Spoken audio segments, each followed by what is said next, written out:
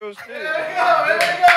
That's scale. Welcome back to Gil's Arena, presented by Underdog. Whoa, whoa! You know, a little pre-show fodder. Appreciate everybody pulling up. You know, we're not late. We show up when we feel like it. God bless y'all. How everybody doing? Yeah. Got the original crew here on the couch today. We got our props back. Got the props. Shout out to our production team for making that happen. Debbie. Got the belt back. Shout out, Deb. Bringing the belt back to the arena. I gave you a shout out. Relax. Oh, you didn't like Debbie? You're not Deb? You don't like Deb, Debbie? Debbie, Debo, Devo? AU.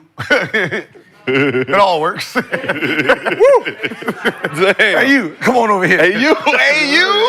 I do not support that. Debbie's way better than that. Debbie's way better. I do not support that. Debbie's way better. Gotta rank them. I do not support that. Hey, yo. Hey, yo. Diabolical. Shawty. There's a whole lot of names. We done. Yo, black shirt. Yeah, black shirt, yeah. That's the word, black shirt. As a reminder, Underdog does not the show, though. I'm sorry. Underdog does not support the views expressed in this program. But this is Gil's Arena presented by Underdog. Whoop, whoop. As always, we got the legend Gilbert Arenas here with us. Gil, you came in the arena today with a little pep in your step. I just wanted to point that out. Looking, glowing. Got That row. Got that roll still in. Got that row. Got that roll up in there. Roll sparks. It's hit the spot. Roll make you go. You must be taking something different than what I'm taking. That shit do not put a pep in my What? step. Hell no. You gotta take on empty stomach, man. Oh, that's what it is. That shit put me straight to sleep. I be on that bitch waiting. Like, she ain't here yet. Anywho, nothing affected. 36 hours. 36 of them things. That's too much. On this side of the couch, representing Tough Crowd University, we got Mr. B, Brandon Jennings. Good to have you back in the arena, Mr. B. Yes. You know, after a productive All-Star weekend, appreciate you for everything you did for us and the crew. Yes, sir. And making our All-Star weekend lovely. You know, but just the plugs, the turn-ups, the different things you had going down. I didn't get to meet Steph again, but I mean, like he played in Golden State, right? He had the plugs like you was there. that 55 must have been there. No, I was in Milwaukee. but they remembered it. They remembered it. And on this side of the couch, we got the man known as Cemetery Larry, Rashad McCants in the building. Got the belt back. Yes, I didn't have it yesterday. In the Wemby jersey. Shout out to Wemby. Allow the newcomers come in here and take shots, man. That's what, Swinging punches. Now I got the belt on, though. Upon further review, there was no overlap It's all good. in your basketball careers, but that's neither here nor there. Shout out to the internet for always staying on their toes, For sure. having the research ready to go. But for all the fans out there, we still got 2 viewing options for you, our traditional version, mobile, vertical version. Pick whichever one you want to watch. Just make sure you support our show. Here's what's cracking in the arena today. Former MVP Joel Embiid's knee issue hasn't improved this season, and him and the Sixers are exploring alternative treatment options, including surgery. Treatment options, including surgery. Is the process officially cooked? The Wolves came through with one of the biggest comebacks in league history to defeat the top-seeded Thunder. But is Minnesota still a legit threat this season? They are currently 7th in the West. Can they get back to the Western Conference Finals again? I don't know, because the Lakers are going to be in their way. And Zion Williamson is reportedly looking slim and trim. Should the Pelicans still trust him to be their face of the franchise? Man down into 260s, looking good. Still rocking Eddie Winslow fits. But before we get into all that, if you want to get your bread up with Underdog, download the app, use promo code GILD. Zion, I'm just kidding. Please don't pull up on me at some league, okay, sir? I'm just kidding. I'm just getting my sea legs back. I'm just saying that grip was gripping. It had me flinch. What you say again? What you say? Yeah. So I like I heard what you said. Hey, he walked through. Yeah. For the Underdog app, use promo code GIL. Get up to $1,000 in bonus cash plus a special pick 'em. So Underdog is dropping a Luka Doncic discount every game he plays for the remainder of the regular season. God bless you, Underdog, and God bless that white man in the purple and gold. I know it's Black History Month. Baby Jesus. Baby Jesus. That's right, we're dropping specials for every Luka game, including tonight's revenge game against the Mavs. And we will be there in the suite. So ladies and gentlemen, if you are a baller, you're gonna be at the Lakers game tonight, and you're in the suite level, if you can get in there, come find us. I'm not gonna tell you exactly where we're at. We're going live from the Gil's Arena. But you're gonna see us, hear us, or smell us, I can tell you that much. But we got specials for every Luka game. Underdog is lowering Luka's points projection to 22 points for tonight's game. Just use the QR code on screen or check any of Underdog's socials to claim your offer for tonight's game. Alcoholic. We might see something crazy tonight. We're going to see it. We will be there to see it. But we would normally do Gil's partner packet this time, but Gil, you wanted to try something different today. I see you got the phone. Oh, yeah, you know, I had to hit some of my people up, and I told Big Berm. What's up, Big Perm? Big Berm. Big Berm. I said, I'm going to call him, man. I need him to do something for me real quick. Call Big Berm over at Underdog. Berm, thank you for the suite. Okay, had to strong arm it, but nonetheless, you came through. Hey, man, my FaceTime game's nice, man. You're like, this is what they see on the FaceTime. Big Berm. What's up, Big Berm? What up, man? Berm, can you hear us? You can hear us? Nah, he got an Android. Mute. You got the joint. Man, And that's that white man phone right there. Got Caucasian. We got Can what's going on? you hear me? I got you. Oh, there it is. you go. What's up, Berm? How we doing? Good, man. How you been? I'm good. I'm good out at Indianapolis for the Combine. Looking forward to seeing you guys next week at Dog Bowl. Oh, yeah, we're going to be by San Diego? Yes, sir. Can't wait. But look, you got my man Kyrie at 26.5. Uh-oh. I need you to do all the fans and the supporters a solid for me. Can you move them down to 20? 20? 20, just to 20. This is Gilbert Arenas asking. Come on. I mean, Jeremy might kill me, but for you guys, I think I can make that shit happen. Yeah, we got another quarter. Hell yeah. God damn. Hey, you my soul brother. Man, From another mother. What the hell? I wish I would have known that. I would have waited for my. Man, what the I hell? appreciate it, Berm. Of course, guys. Gotta get back to the show. You know he I'll talk soon. rich. All right, Berm. Thanks for the sweet, Berm. Appreciate He it. got an aloe hat on. Hey, man, hey, look, basically in 15 minutes. I had $500. Man, you know he rich. $500 for that shit. I'm just drinking some coffee. Where the fuck you at? Bermuda? But yeah, in 15 minutes, go ahead. Huh? In 15 No, I said, yeah, in 15 minutes, y'all better look for that. Look, go pull Yeah, up the look for Underdog. that Kyrie Kyrie special got it down to 20. Gil, you Yeah. pay the bill, so I guess you can move lines if you want to, but we're going to drop your Yeah, I be trying to move LeBron line to 5 points. Damn. Shit, I know he can get that. I want the guaranteed win. We need Bronny G League props too, but that's another story. Yeah, they- we will figure that out. As always, we do MostlyFans. At the end of every show, if you drop a good question in the chat with your Underdog username and we use it on this program, $50 bonus to your Underdog account. If you send us a video at mostlyfansgil@gmail.com, we use that video on the show. $100 bonus to your Underdog account. And if you can't watch the shows live with us on YouTube, we have audio versions available on Apple, Spotify, wherever you get your podcast from. So we appreciate all the love for Gil's Arena. And in our quest to get to 1 gillion subscribers, y'all have been supporting, y'all have been showing out. The channel is currently over 925,000 subscribers. 925! Hey, don't pump nobody's up. But like Kendrick said, not enough. Not enough, but we still popping bottles. We still popping bottles. 925. Not too much, Gil. I got a Youth League playoff game tonight. Oh, it's youth? You said youth? You're right, yeah. Yeah. All the missed layups they gonna have in that goddamn game.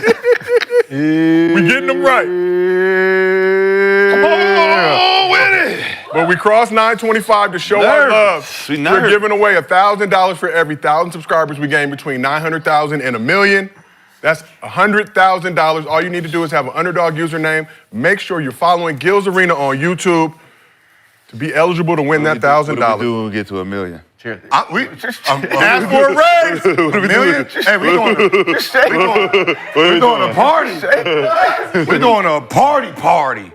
Like party. We Like have the go to corporate Vegas card night? Underdog. Nothing Like you can do Vegas, about like it. go to Vegas and like. Project type of party. Oh, I'm with that. Like, yeah, Yeah, like like- lawsuits. Yeah, like, like- it could die. Yeah, like let's go to Vegas and just. Baby No, oil. here. Oh, here. Gil bringing Vegas to the I arena. had to get somebody a party. Yeah. So like I Send said, her on vacation. You know what I'm saying? Back to Paris. No, don't do that. We need a A girl trip. A girl trip. We need You a can't send her nowhere. Yeah, a You girl just trip. No, we need put a her in friend. the room over there. Because she go over there, she's not coming back. Send her to the third floor, Gil. No. We do need a friend. Send them on a girl trip. You got to keep her here. We got to keep her here. We need a friend. So like I said, we've passed Gotta be right in that room. 925,000 subscribers on the Gills Arena YouTube channel. That means we are giving away at least $1,000 on today's show, but I know y'all can do better than that. Please subscribe, like the channel. Let's get that number up, because for every 1,000 subs we get, we're giving away $1,000 up to 1 million subscribers, ladies and gentlemen. They don't want to win no money. They don't like money around. They don't want to win no money. Much as y'all put y'all cash out All that money they talking in the about giving chat. out? Man, you hit your friend up like we gonna split it, man. Ain't gonna pick one of us. Yeah, just stay every time. Every time Every they day, gonna pick yo, one of us. keep- 3 of us, what's up? We can split it. It's like y'all don't got friends of friends of friends. Man, take their phone, follow. Subscribe. Follow. Create an Follow. account. Subscribe. Oh, subscribe, that's what it is. We gotta get Say, that you subscribe. can give them the Just information. They still Same just... But we appreciate all y'all for the love and support and rocking with us every day, rain, sleet, snow. You know how it go. But let's get into the show. Yep. I got her. They're not fucking with you.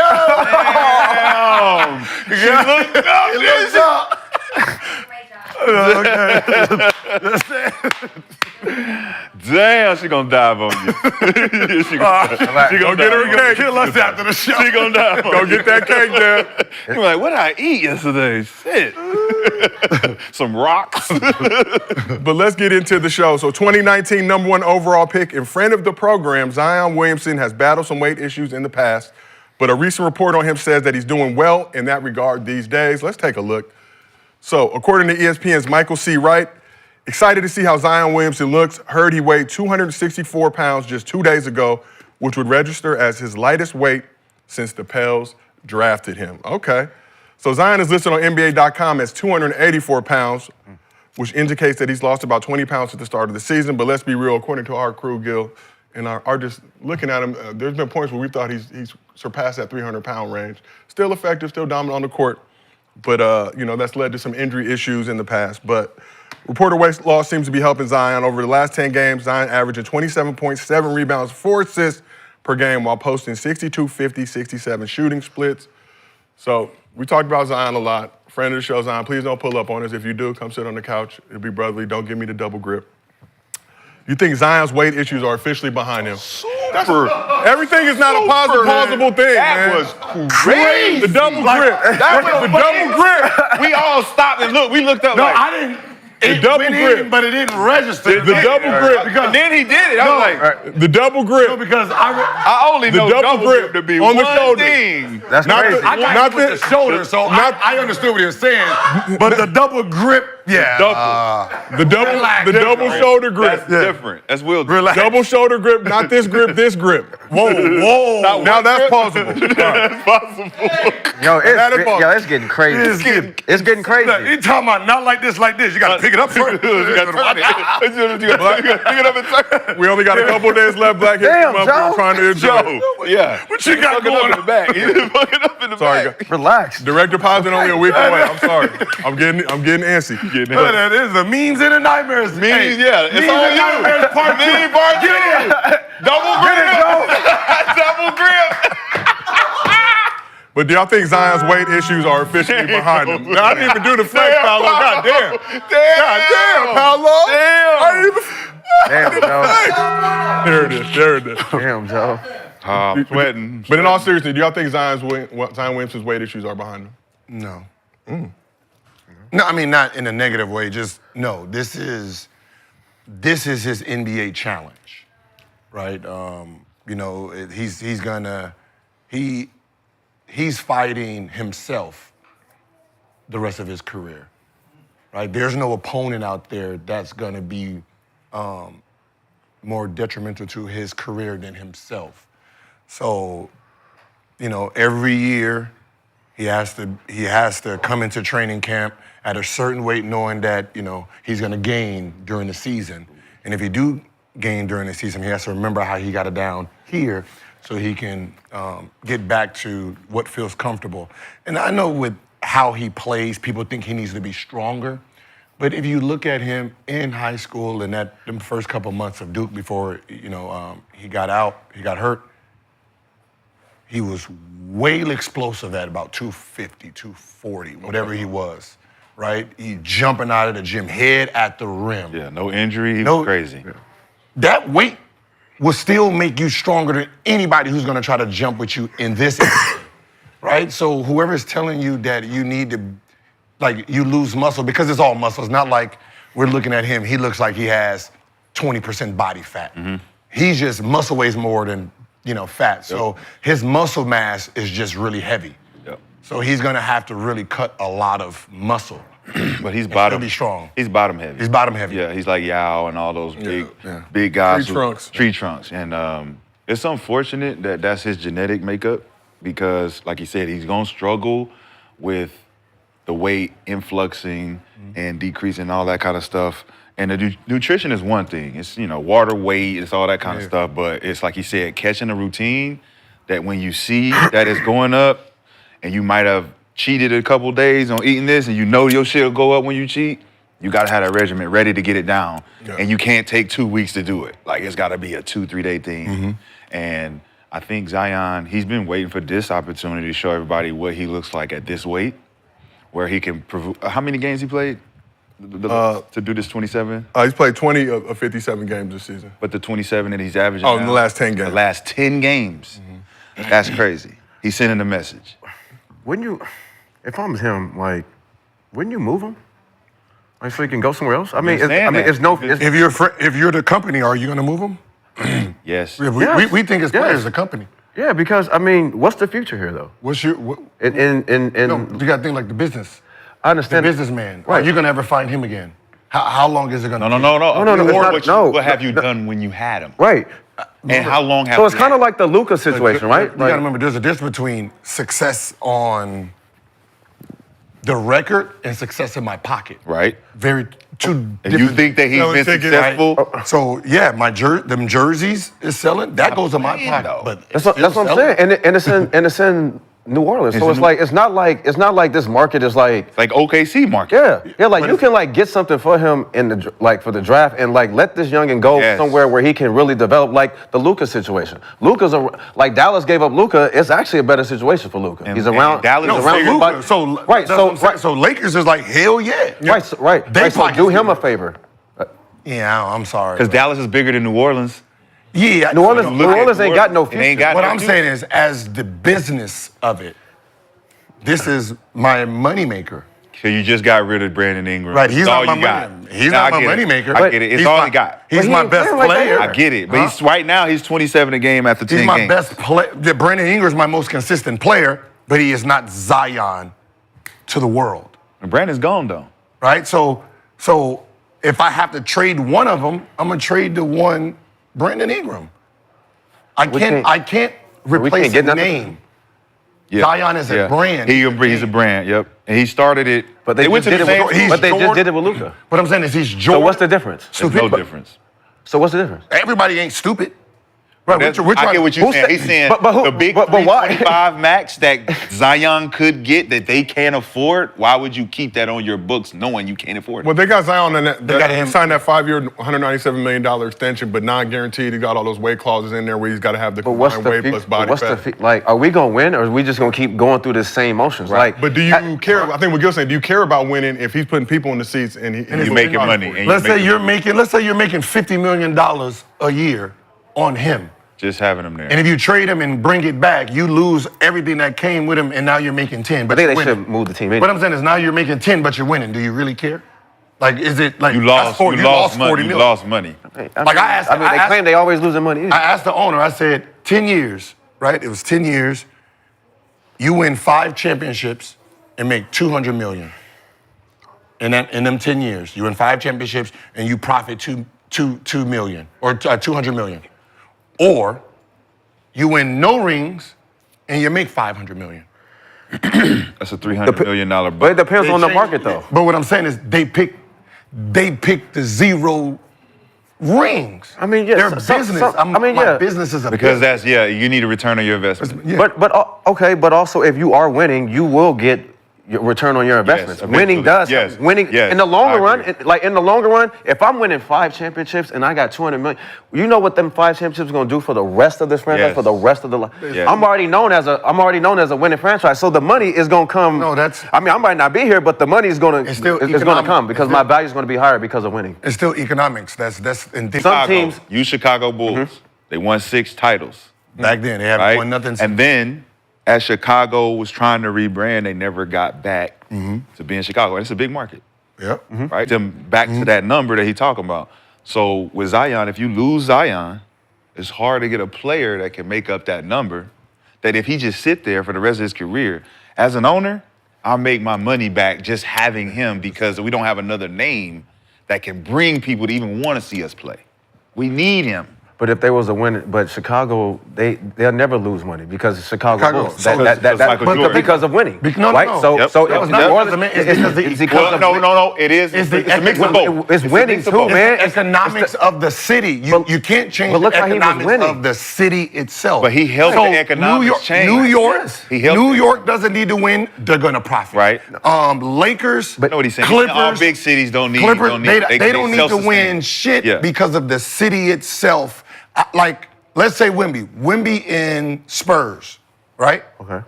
Wemby can be an MVP 5 times in a row. Those front row seats can only go at a certain price Yep. because of the Market. economy there. Yep. Wemby can come here and he can 10,000. have 61 game. That shit can go from 2,000 to 25,000. Easy. I mean, we're seeing And it with people Luka are gonna right now. pay- Yeah, Luka. Yeah, change. So that's the difference. There's only No, I mean- certain markets can't do much of nothing. they So if cover you it. have a Zion and he got the seats at 2,000 while losing, And we ain't never had 2,000. we ain't at 2,000 seats. You Yes, bring I have. in With winning. CP there. Yes, they have. No, they didn't. When CP and them was With the Hornets, winning? they'd have maybe. No, you can't Maybe do- close to it. There's nothing you can do about your. You can't change the price of the. You can't. It's just like a house in Atlanta, right? If can't. I don't give a fuck how many people bought it. The Bucks It's court Atlanta. sides are way higher than they were before they started winning championships. I know, but what I'm saying. So it's like if the Lakers come into play the Milwaukee Bucks The Lakers. the Lakers, let's say KD and them, whoever, the ticket prices are way higher The name- now because of their now No, because it's the person who's coming. Yes, it's the person, the people that's coming to see. Because if it changed back when the Wizards come in, say the Lakers come and go high, the Wizards come in and go low. Low. That's what I'm the saying. difference. So the value is not in the team, but the it's value who's is still See, playing. think about that. Now think about like Lakers come to Milwaukee, and those seats go from 2005, right? Giannis comes to the Lakers; those are from 5 to 15. Easy. Same two teams playing. For sure. Or you're bringing more value into a city that's already got value. But so that's the difference. So when you have a guy like a Ja Morant, when you have a guy like Vince Carter, Allen Iverson, even if he was in a horrible city, LaMelo Ball, it's hard to get off that player.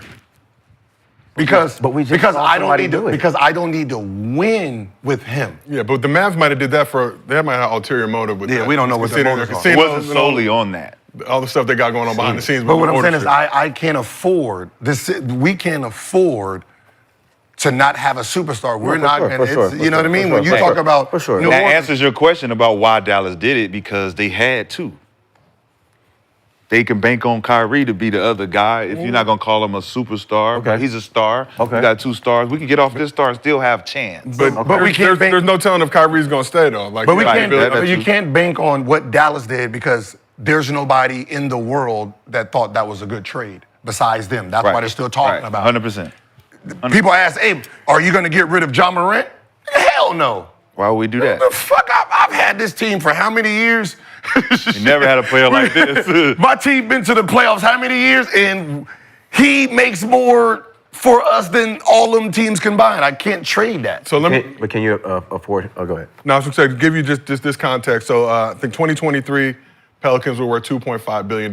Now fast forward February 2025, they're worth $3.3 billion. So that franchise has increased $800 million in value anyway, just with having a player like Zion on that roster. You know what's impressive with the Zion thing and the reason you just can't get rid of him? There's a report right, last week that he became the 3rd fastest player to 5,000.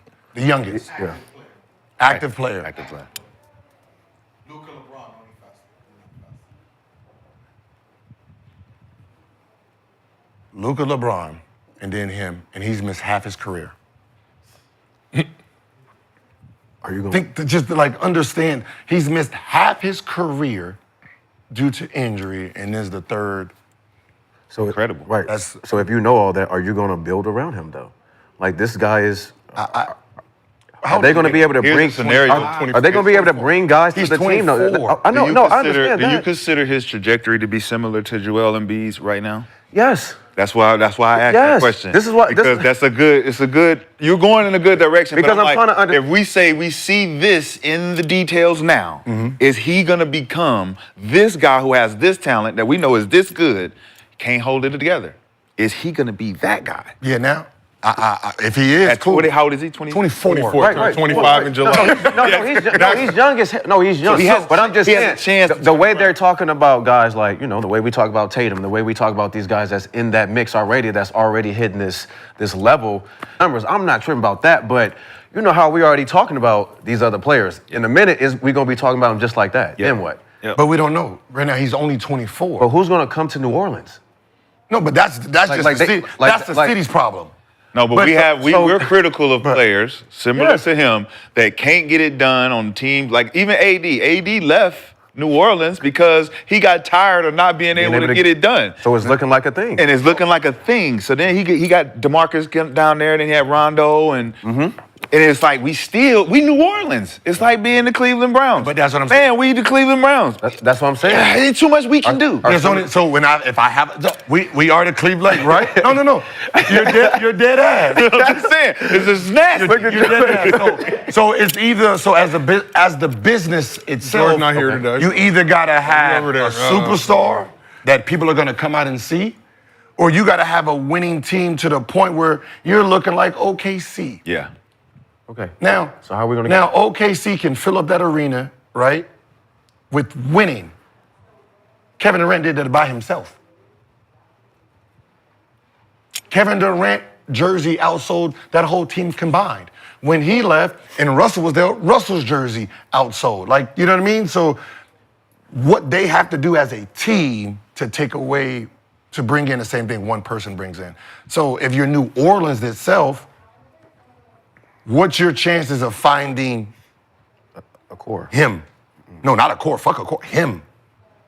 Because at 24, if you're going to say, all right, he's going to have the same thing as Joel Embiid, cool. I don't want to get rid of him now. No, because then I'm going to miss out on my motherfucking MVP. Okay, no, you know what I mean? That's fine. I might miss out on a scoring title. I want that in this city. Right. Okay. I don't want to give it to you, and then you benefit, and Zion goes to goddamn New York, and down he's finals MVP, and he gets all this shit. I look dumb than the motherfucker. No, that's fine. So I'm going to hold on to him where... But how he gonna get MVP? But how he gonna get MVP with no team? Because his team ain't even close to them Joel Embiid's team. So we talked about Zion in that last stretch, having 27 points a game in the 10 games. Pelicans 14-43, I believe what? The worst record in the West right now? Tied for the worst record in the West. But per our conversation yesterday, are Zion's points easier this year because the Pels are bad or harder, in your opinion, Gil? Easier or harder? Is it easier to get that 27 or harder to get that 27? I think it matters. Hey, man, we've watched him destroy at every level. When he's healthy, no one physically can keep up with him. So, with stars, without stars, they can't guard him, right? So, the only thing that's guarding him is himself at this point. So, obviously, you know, if you put more stars around him, like his 20 becomes easy because he doesn't have to go as hard. It's harder now because now you can just focus on him, but he got a couple players that can hit shots, but he's only going to get better the healthier he gets. He would look great in purple and gold. I think those are two colors that, no, from a color scheme standpoint. Okay, so that's what I'm leading at too. I'm just saying, like. I'm just saying. I wasn't talking about basketball. I'm just because you always said like about players. That's why I was going that way. Does New Orleans have what it takes to even keep this or do we, let him go? So we asked the chat, should the Pelicans trade Zion? 64% said yes. Yeah, man. Very intelligent chat. You guys are doing great work today. Hell yeah, intelligent. Like, I mean, as a Laker fan, hey, listen, We got Rui, we got Gabe Vincent, bro. whatever you want. Alex Lynn. Yeah, whatever you want, man. You want some fantasy drafts? 5 second round picks. Right, we can give you whatever you want. You want a building around this bitch? I'll give you a building around you, but you're going to give me Zion, you're going to give me goddamn That's what I'm telling you. LaMelo Ball. Whatever you feel about those guys, look, just make me off. It's some All players. right. Okay, cool. All right. It's reminiscent of the KG situation where y'all talk about MVP. If Zion can get an MVP in New Orleans, it would reminisce when KG got it in Minnesota, right? And that energy made KG feel like we got a chance because I think they went to the Western Conference Finals that year. So you look at, if you do put a couple pieces around and he does become a guy at 25, 26 that could be it, like be the guy that's like, we need a couple pieces, we could take it there. You look at the KG situation when he did get MVP the next season, they split the whole team up because they couldn't afford Sprewell. So with him, you get rid of Brandon Ingram. Is CJ still there? CJ there. DeJounte Murray had the Achilles rupture, so he's off for the So you season. got two guards that could, but you don't got no dynamic guys like him. Like he need guys like him that either at the point guard position or center position that can go get something that match that energy. Something to match my energy. We talked about that squad last year. I think they were like 0-24 in games where they were down in the fourth quarter, whatever it was. Yeah. But those close games, that ability, and we thought, for me personally, this year they would be able to get over the hump if that crew could stay healthy. Obviously, they can't. Stay healthy. Yeah. Now they tied for the worst record in the Nothing West. can stay healthy in New Orleans. This is what I'm saying. Right. So I get it, though. I mean, I get it. If you want to wait till you get MVP, but listen, man. No, I'm for as a business. If you're the Pelicans, but if I'm Zion and I know, It ain't 24, gonna happen here, yeah. and I know where my peers are and where they finna go, and I'm stuck here, man, I'm assing out. And you also got him, but you got him on a favorable contract too. I got him. So, I'm an ass out. Yeah. I want out now. Yeah. Like y'all talking about, I got to do all this shit. Boom, boom, boom. I'm back down to, and y'all not, man. I'm out. Yeah. Please let me go because I know everybody else finna be making moves and you're not finna have I me. like that energy, though. I like that. I like that energy. I know what you go rebuttal again because you're the owner, but as far as his energy, I'm assing out. I'm gonna be like, what they say Pat Riley was doing, Jimmy Butler? I was just bullshit, man. I ain't really mean to BJ. Like, come on, man. Like, That's all right. No, I don't want to hear that You want to shit. stay in my house? Well, you want to be the general manager? Tired of them damn crawfish and shit, and big booty women and all that shit. I need to get focused. these people is distracted me. I'm out there on the Sunday line and dancing this shit. That second line. Like, I'm fucking, man, let's Let's get hoop. the business. Let's hoop, man. Yeah, let's hoop, man. If you want salad, whoever makes salad, I can have them just bring it to you. It's just sip it to you. You want the LA I don't salad? want no damn leaves. No, bro. Give me, I don't want some burgers. I can build tender greens in your house. Just don't leave me, son. Just don't leave me. Tender Greens, a fine Los Angeles establishment. You add some work, I might stay. Just don't leave me. You know I love You to need work. to. If I was an owner, bro, you're not leaving, bro. Listen, What you want? You're not leaving. What do you want? look at my Because peers. I He needs know- to start looking at his peers. I know where how they, people think. You got women problems? How much you paying in child support? I'm gonna take that off your plate. I'm gonna give her a job here.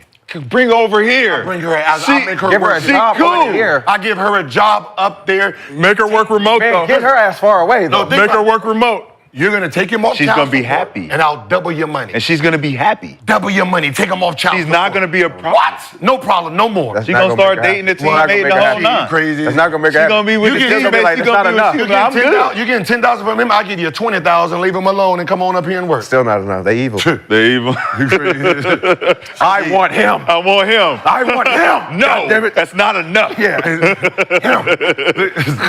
Bury him. I've been making this potion for 10 years. Put him You in ain't that gonna bag. fuck What's this that bag? Go get that bag. That's what the bag. That's what they want to A put. you in. 10-year potion. 10-year potion. I'm Crazy. just trying to get this shit right. Commitment and dedication. What? Well, let's keep this private thing. school. I don't get what? Your private school is I'm already paying you $200 million. What's an extra $1 million a year For whatever you need. for whatever you need that you don't want to pay for? Yeah. Private jets for your family, Little whatever. side crib over Like, here. people- that's what I said. People don't like the owners don't understand like these problems we have that are minute seems big to us. Yeah. So, I can make $1 million a month, Someone asking me for $10,000, it irritates me. I don't like how you asked it. Facts. Right? Kenya was just talking about You know what I mean? shit. I don't like how you asked that. Like, hey man, can I get 10,000? All I heard was, can I get 10,000? That's it. Not for what? Give me that. Money at this point don't even matter what the problem is, right? Whatever your issue. You know, so if you're an owner, you know some of these guys are going through that, so you got leverage. We call rookie transition program. They're not privy to what they're telling us in there. If they knew what they was telling us in those programs, they would be fixing the problem already. They're telling us the problems. They say, oh, you're gonna run into this, you're gonna run into this, you need to go get your finances right, you need to, all right, why y'all ain't solving this problem before I get here, before I get the money? Like you said, an extra $1 million is gonna alleviate, all right, I need an extra house for my work, I need a clubhouse and a little gym in the back for my kids, my mom and them, they drive here, and whatever it is that's gonna keep me cool that I don't gotta do on my own, yeah, that whatever your rider is, if you're coming to my team, I already have a rider for you. Right? Your first 4 years, I'm getting you at 18 to 22. I know you don't know what's going on about being a pro. So look, I got 2 new rookies. I got a compound for you too. Penthouse on right? top. I got you an Airbnb that comes with its own guards, right? Own maid service, own chefs. You don't have to pay for nothing. So your money you don't have to spend it on nothing. If your parents come in town, we have a little place for them. Yeah. Right? Yeah. I will take away a lot of something that's about to hit you that you never had before. You've never had bills. You've never had a chef. You don't know what none of these things are. These 18-year-old kids, like Zion, what you think they eat? First 3 years, they saw shit. What you think they eat? Yep. What I was in college, in high school, this is what I was eating. Yep. And then I came to the NBA. Do you just think I just know what Nobu is? No. I know what the steakhouse is. They go to Nobu and ask for what? A burger. Can I get a cheeseburger? Burger. No, they be like, yo, you got a burger? Burger? Nigga, we in Nobu. Burger. Not for real. Yeah. Not a wise thing. And then they don't know what shake. They didn't know what the shakes are like. Oh, they never had a shake before. Shout out Master. Well done. Hey, man, you can get a little medium. Now you good. You got money now. You got money now. A little pink on that motherfucker. Well done. Damn. You got a well. Ain't no taste in this motherfucker. A1 sauce still. Hey, man, put some in the food. Come on, bro. Don't ask for A1 sauce. No, but so I will have a situation that's set up if I was an owner that protects my interests for 4 years. Nice. Right? It's just I'm spending that somewhere else anyway. I can write it off anyway. Yep. I feel like that's what they did in Europe with us. 100%. Like the roommates. Like when I had a room. Like my roommate is Alan Ray. So like we room together. We eat. We got to eat breakfast, lunch, and dinner. Like everything was like a family. Yep. Like and all the players lived by each other. Oh so yeah. They always. It's like dorm shit. Yeah, it's like dorm. I mean, you think a motherfucker go from his parents' house to a dorm with a roommate to a mansion by himself? Man. And he know what he's doing? Yeah. Have no fucking clue. They don't understand. They don't know what the fuck I ain't even been in that side of the house yet. I don't even know what's over there. I'm glad I got my mom in Italy.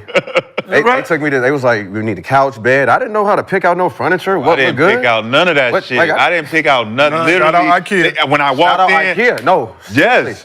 You either hire somebody to do it or it's already done. It's already furnished for you. Well, let's keep this thing moving. This podcast is sponsored by Huel, spelled H-U-E-L, the world's #1 complete nutrition brand.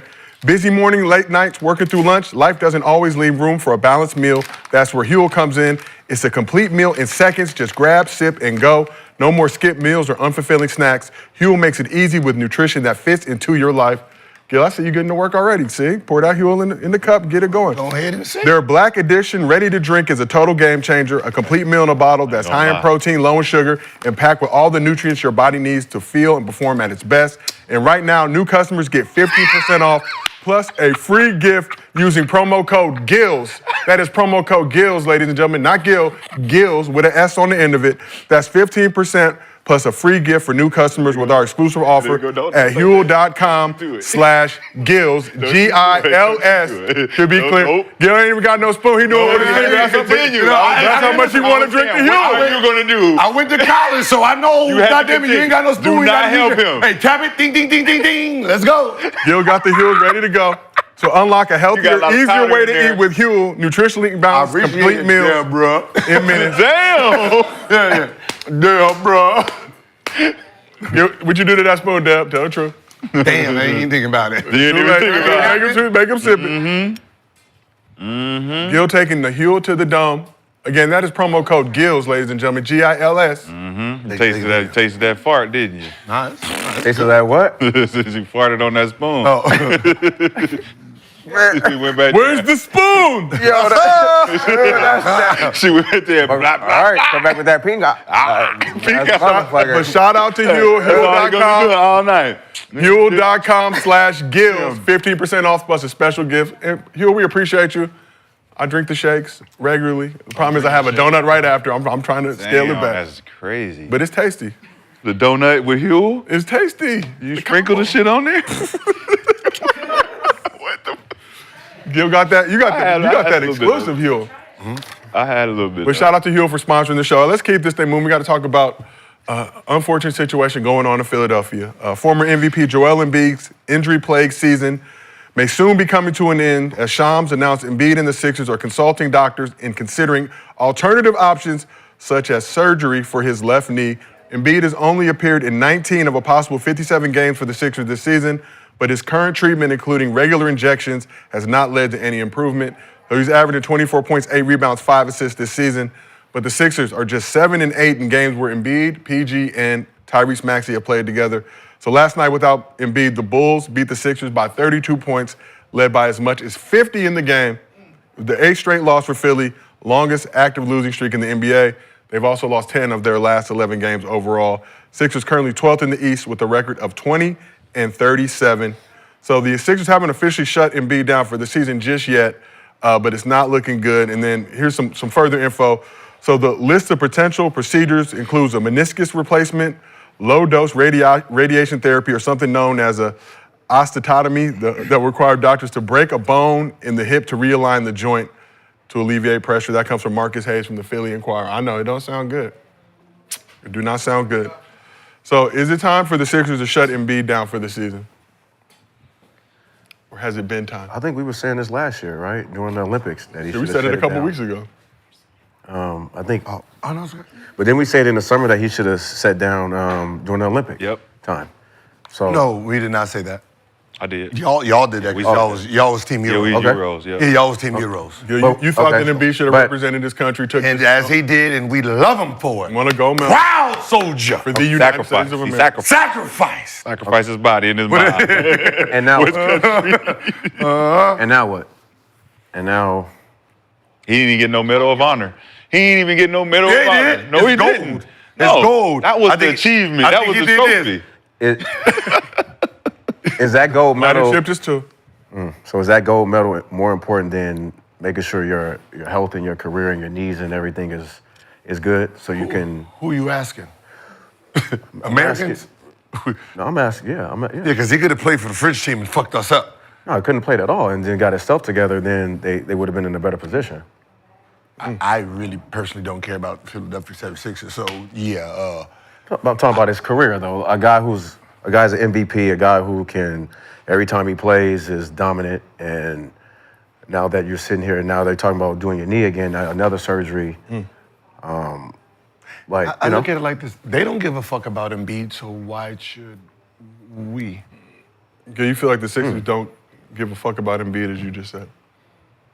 What they're saying today, when training camp started, didn't I say that he started off the season, he was supposed to miss how many games?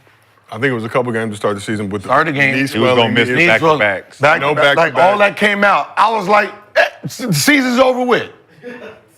I don't know what fucking basketball you guys think you're going to be playing. And then PG went out with that. Game over. Preseason hyperextension. Get this game over. Shut this shit down. First day. Shut him down for the whole year. Like, you've been sitting here doing what for the last 3-4 months? And we commended him last year for coming back, playing injured, helping them get to a certain level. We was like, all right. I was like, all right, yeah. That's leadership. You wanted to come out and show. 39 games in the regular season. I expected him to sit out for the summer and get healthy so that he could actually make a real run, and that didn't happen. So Now you got to. He came back last year. Ruffled up his what's-her-name. Going to the Olympics, ruffled up some what's-her-name. I think last year trying to chase that MVP, so playing in games he probably shouldn't have played in, trying to hit that 65-game minimum. This year had a different approach. They didn't care about the 65-game minimum, didn't care about individual accolades, wanted to win a championship. That was the ultimate goal. That's why the no back-to-back.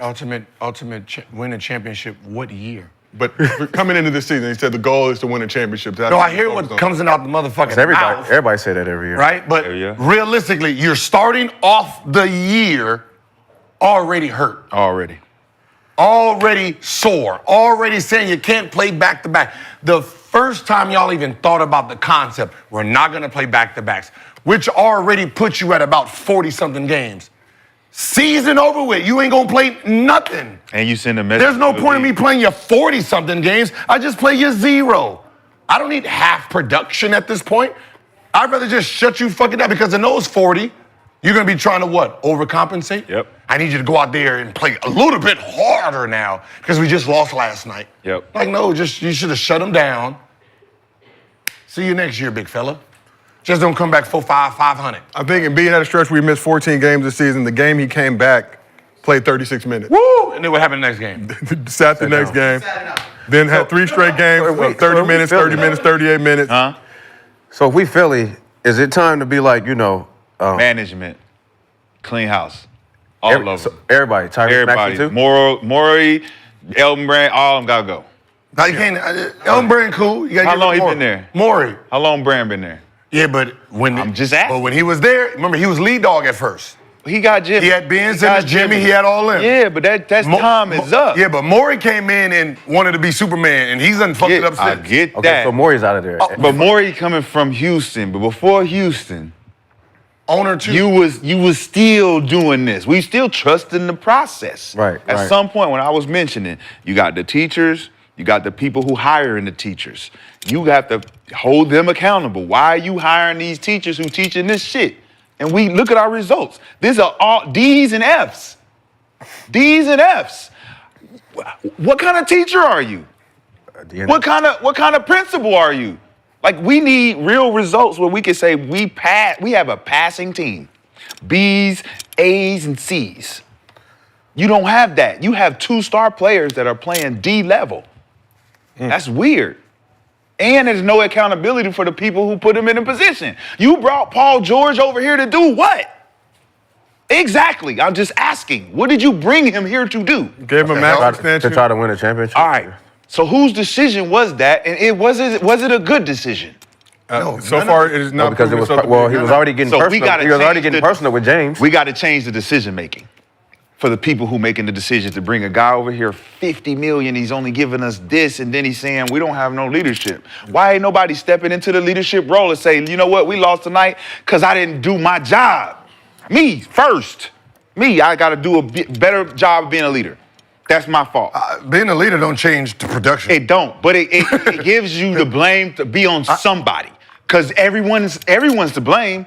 Right. But the leader somebody got to step up and say, look, if I do more, we could change a little bit of this. And I'm getting paid $50 million. Man, listen. Yeah. Let me be the first one to step up and say, pointing at me, Joel's hurt. You can point at Maxie's hurt. Even Maxie, step up. Hey, man, I got to do a better job. It don't matter who you point at. That's what I'm saying. The result is the result. But somebody right? got to still come to the head and say, listen, man. Why? Because y'all all look bad. Just because you raise your hand don't mean we give a fuck. But y'all all still look bad. Everybody still look bad. You giving a fuck about how bad you look don't matter to me. Yeah. I just want you to know you look bad. They do. Y'all all look bad. Record. So as a leader, if you are a leader on that team and you haven't raised your hand well, we heard in the interview and say, I got to do better. We heard Tyrese Maxey earlier in the season telling Embiid he needs to show up to stuff on time, be more active and present with the squad. Yeah. But that's someone telling someone else what they need to do. Yeah. I need Tyrese Maxey to be accountable. For what though? Everything. For what? What does it change? But even if it is my team, what does it change? It ain't about changing. I lost by 30. Oh, I take the blame, y'all. Yes. No. Yes. For what though? For what though? These motherfuckers still when we go back into practice, Uh-huh. I'm not regulating the blame for myself anymore. I did that for the public to get it easy off y'all motherfuckers. But when we get into practice, oh yeah, We know y'all motherfuckers ain't doing the job. I come out here and do my job. Whoa, whoa, whoa, whoa, whoa. Maxey he's the only one that can really say that with that team. I go out and do my job every day. Right. So, well, how you not on time? Right. How you not doing this? Right. I'm doing it. Why y'all ain't got to do it? But he's younger and he's taking the step back to be like, I got 2 OGs. Right, I'm waiting on, this is the guy. But nobody's accepting the leadership role. Nobody's saying, not even the coach is not even saying it's on me tonight. It's on me tonight. I fucked up the rotations. Everybody looking at it like, how we lose by 50? Well, if I'm the owner, then I'm cleaning house then. Yeah. But there's nothing the blame is, we already know what the blame is going to be. The blame is the 2 stars that I was hoping that was going to be here, healthy, they're not. They're not healthy. They haven't been. What do I expect my record to be? I'm just saying. And then my young boy from Duke that actually looked like he knows what he's doing out there, McCants. Like, whatever he does, he knows how to win. He gets hurt. So even if I lost these 2 that I paid big money for, I had hope in the young boy. Jerry McCants seemed like he knew how to win more than Maxey when it came to just getting things done and knowing how to win. Them 2 together would have been fucking hell. Which is weird because you got Oubre, Caleb Martin, and Eric Gordon all in the same position, and then McCants outshines all 3 of them and gets hurt. So that's a detriment, like you're saying, to their team. Maxey and McCants could hold it together. But where are the rest of you motherfuckers at? So to that point, Embiid is the only one dealing with injuries. Talk about McCants and Paul George also dealing with a left pinky tendon injury and a groin strain. Here's what PG had to say about Philly's playoff chances after the loss to the Bulls last night. Regardless of who's playing, who's not playing, to have admirations or for this group to believe that we can be not even, to get to the playoffs, but make a push towards it. We've shown no sign of a team that will compete. And, we just don't have, the habits of a champion or a playoff contending team would have. So, to be honest, right now it's a little far-fetched. All we can do is work hard and try to just keep going for one another. But we've shown no signs of forget championship, but a playoff contender. PG saying the Sixers He's defeated. So that gives me no inspiration. He's throwing shots. Bro, what the fuck? That's no inspiration. Like, I felt defeated listening to him. Yeah, strong words from PG there, but for years the Sixers motto has been trust the process. But in Embiid's time in Philly, the process hadn't gotten past the second round. Embiid's missed nearly half of the possible games he could have played in his career. So I got to ask you guys, is the process cooked? Yeah. Processed meat. Process the meat, huh? Process already comes cooked. It already came preserved with some shit that's not natural. So. How wild is it? They had a good burger. A little over half the season in Philly. Mondo. Already saying that. Shout out to your point. He literally saying we're not a championship contender. We're not even really a playoff contender. Who? At this PG? Point. PG saying that. PG is talking to the organization. The same organization that gave him a 4-year, $220 million. No, he's telling you we don't even have the habits of winning and making it to the playoffs. That's what we brought you here for. No. You're supposed to already have that here. Why? Who? We haven't been here. We haven't been there yet. Wait, hold on. Did the Clippers have it? We don't have it. When he went there, did they have it already? Did the Clippers have it? I'm asking. The Clippers. You out there with Kawhi Leonard and James Harden and all of them. So I'm just asking. You with a championship coach, Tyronn Lue. So were the habits there too? Yes. Or is it you? Yes. So the habits are because Philly they wasn't showing habits. Nope. They had like solid pieces, team. Yep. But it wasn't. No, we're not talking about. Sixers made the playoffs 7 straight seasons. No, for sure. But we're not talking about the talent. We're talking about the structure. You guys don't have winning structure around here. So coaching times, practice times, eating habits. What do you guys do pregame? What is our game plan? What is the winning habits? Prime example, no matter how many games Van Gundy wins, does he have winning habits? Yes. So what happened with does Tyronn Lue have winning habits? What happened with the Clippers? It hurts. I got a better It's question. injuries. I got a better You know question. what I mean? It's injured. Gilbert, do you get mad when you lose? Yeah. You get fucking furious. And if a motherfucker asks you why you lost, you might even get madder. Did that look like he was mad? Nah, but No. Don't save him. Don't save him yet. No, Just let me finish. No. What I'm Just saying let me finish. Let me you know finish. that there's only a rare group of people. I know. That's I gonna know. call out teammates. I know. And it's usually not the superstar. But I'm saying, being visibly angry at the moment of our team, he didn't look angry at the fact that, man, fuck this shit. We gotta turn this shit around, man. Fuck. Now, come on. I'm tired of fucking Luke. Like, if you're giving me this energy, I know that you're trying to do more than what it seems. But if you're not giving me that energy, you're giving me. That's not Mamba. You work with the Mamba. That's not the mentality we give. No, it's not. Man, we gotta fucking work. Man, we gotta fucking. Man, I'm not giving up. I'm not giving up. That's rah-rah. I know. But sometimes you need that. Yeah, but he's never done that. I know that. That's not him, though. But that's where we are. That's but never not- been you. Yeah, that's not him, And though. now that you're in this position, we're looking for some type of energy. You don't know how to give it to us. Okay, but then we can but just that's not say, him. all right, the Mamba mentality is always the Mamba mentality. Well, the only thing that changes the outcome is the atmosphere of the person in charge of everyone else, right? So you got Phil Jackson, right? So we know what that structure looked like. Right. We know what Rudy T's structure looked like with Kobe, right? We know what Byron Scott. right? It's the same. We know what D'Antoni. we know what D'Antoni. We know what it looked like towards the end. The same mentality, and he got to cuss these motherfuckers Every out. time. And the losses are still piling up. Yep. Because but it turned around. because the it turned around. No, but the atmosphere itself has to be conducive. Because some people, I don't need to tell Russell Westbrook, right? I don't need to tell LeBron James. I don't need to tell KD, Giannis, to come in here every day and work like a motherfucker. Right. That's their personality. Right. The coach itself has to say, all right, how do I get him to play harder? 100%. Because I the agree. player himself is just gonna, he But can only focus on But himself. the lead dog is the lead dog. He leads by example. So who's the lead dog? If my lead dog comes in here and he's upset with us losing, it's a trickle-down effect. So if you smiling and he frowning, he might kick your ass for smiling while we all supposed to be frowning. Right. So, like, I learned that from certain pieces of leadership that I seen in certain guys. I'm like, dude, this motherfucker's pissed. Why are these niggas over here joking? Like it ain't serious. But then when a nigga go to another team that don't joke, when it's time to hoop, now you see the niggas go out there and win and play and all that. So I seen the difference between a motherfucker that's like, man, y'all motherfuckers think this shit is a fucking game? This ain't no fucking game. What the fuck? I mean, that's and then he go and stop fucking with everybody, and then he isolate himself, and then he like, man, fuck this, I'm out of here.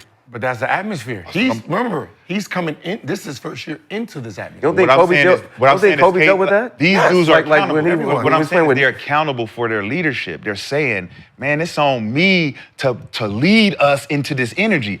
I can't come in here and talk about how, man, we just said, man, listen, it starts with me. No, for sure. No, it don't. It starts with me. I set the tone. But you he's don't. not the- But that's a lot. Yeah, but you is want he him the to lead set the dog, tone, but though? he's not the lead. Oh, dog. I'm not speaking for Paul George specifically just right any- now. Just anybody in that particular scenario, you're the lead dog. Even when Joel Embiid is on the fence, he injured, might not. You're second in command. You went from Robin to Batman. Now you Batman, my nigga. Okay. Don't give me, I don't know how to be Batman. Okay. No, but Who's the lead dog with the Knicks? Brunson. Okay. So the way they playing right now, you don't The think way they act they they act like Brunson. Yes, Right? they are acting like Brunson. The rest of this group in Philly, they act like Embiid. See, if you go back to Maxey, you already heard what Maxey was when he first got there, right? You already heard. They had to send him like, yo, you don't need to train as hard, right? He came in with his work ethic. He is at the position now where he's challenging. Yeah. Like, yo, man. He wants to be the leader. You can't do this, dog. It's like the Kobe and the Shaq. Yeah. You can't do this, dog. But I'm too young. I'm too young to say that shit. So right now, the rest of the group is following Embiid's mentality. Yep. Because he's the leader. Because he's the leader, right? So that's what the Paul George I'm listening to is like, yo. He don't know where to go. He in the middle. Like, oh, man, y'all. This is not how y'all win games around here.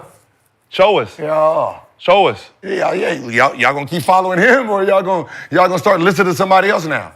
Facts. But show us though. But you know how that is in a locker room. 100%. When you got someone challenging the old monkey, them young ones like, yeah, we gonna see who wins this argument. Yeah, because then we're gonna follow whoever wins. That's how it goes. Well, shit, you got to be on the court. You got to be on the court. Yep. Shit, so if I'm Tyrese Maxey, I'm on the court. It's my shit now. I mean, yeah, it's my shit. Facts. I'm on the court. So we asked the chat, should the Sixers shut down Embiid? 93% said yes. Sixers shut it down. The nigga shut down. Man, what are we talking about? That's a ghost out there playing, man. Ain't fucking Embiid, bro. The fuck is y'all talking about? You're battling a ghost of AI. The ghost of AI.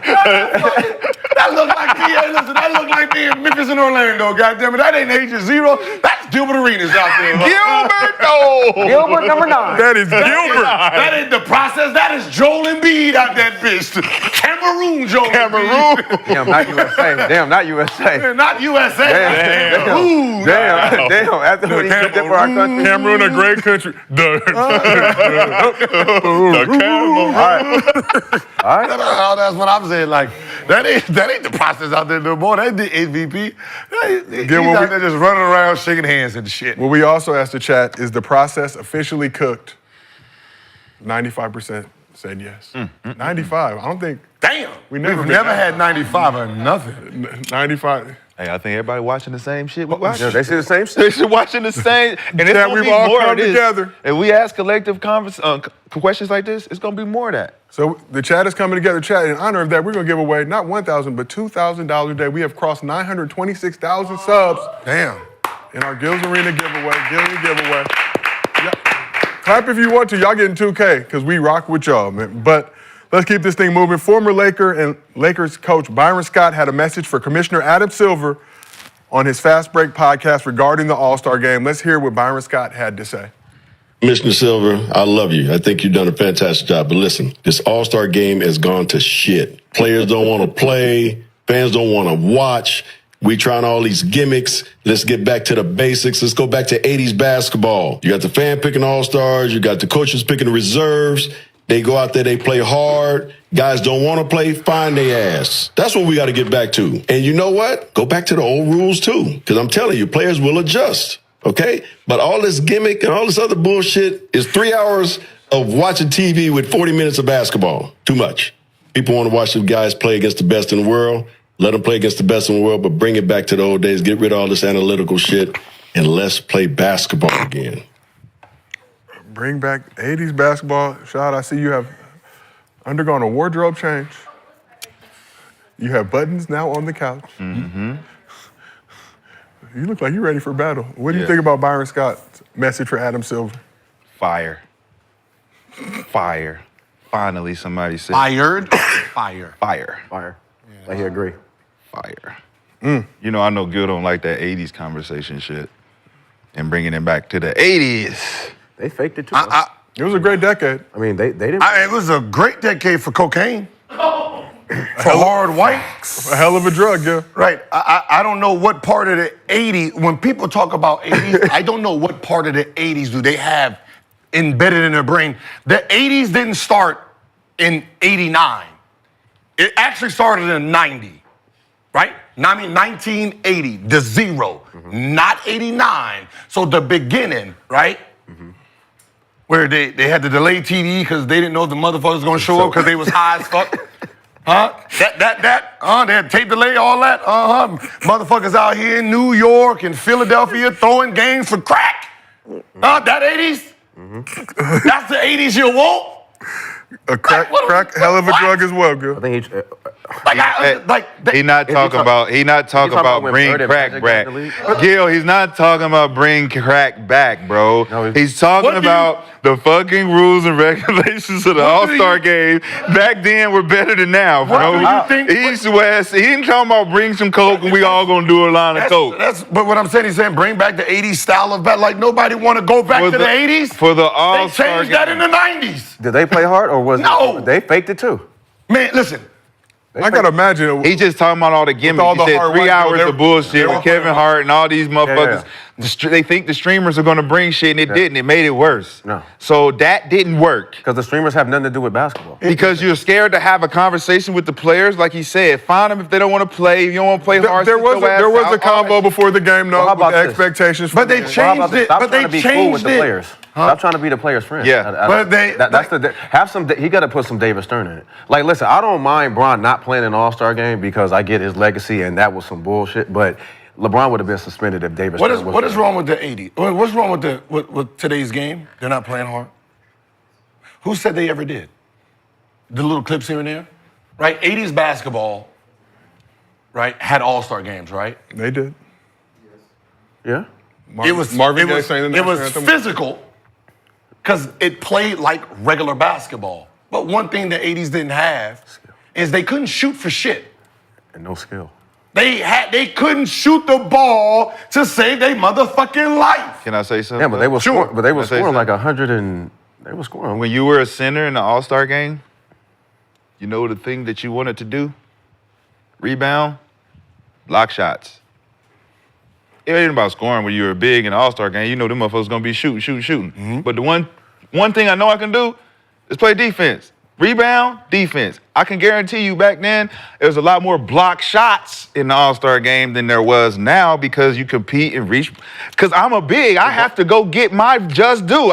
My just due is a block. Because you shoot the ball, so but the players are better. But the players are better. I understand that, but the defensive energy for a defender, I have a responsibility to defend the basket.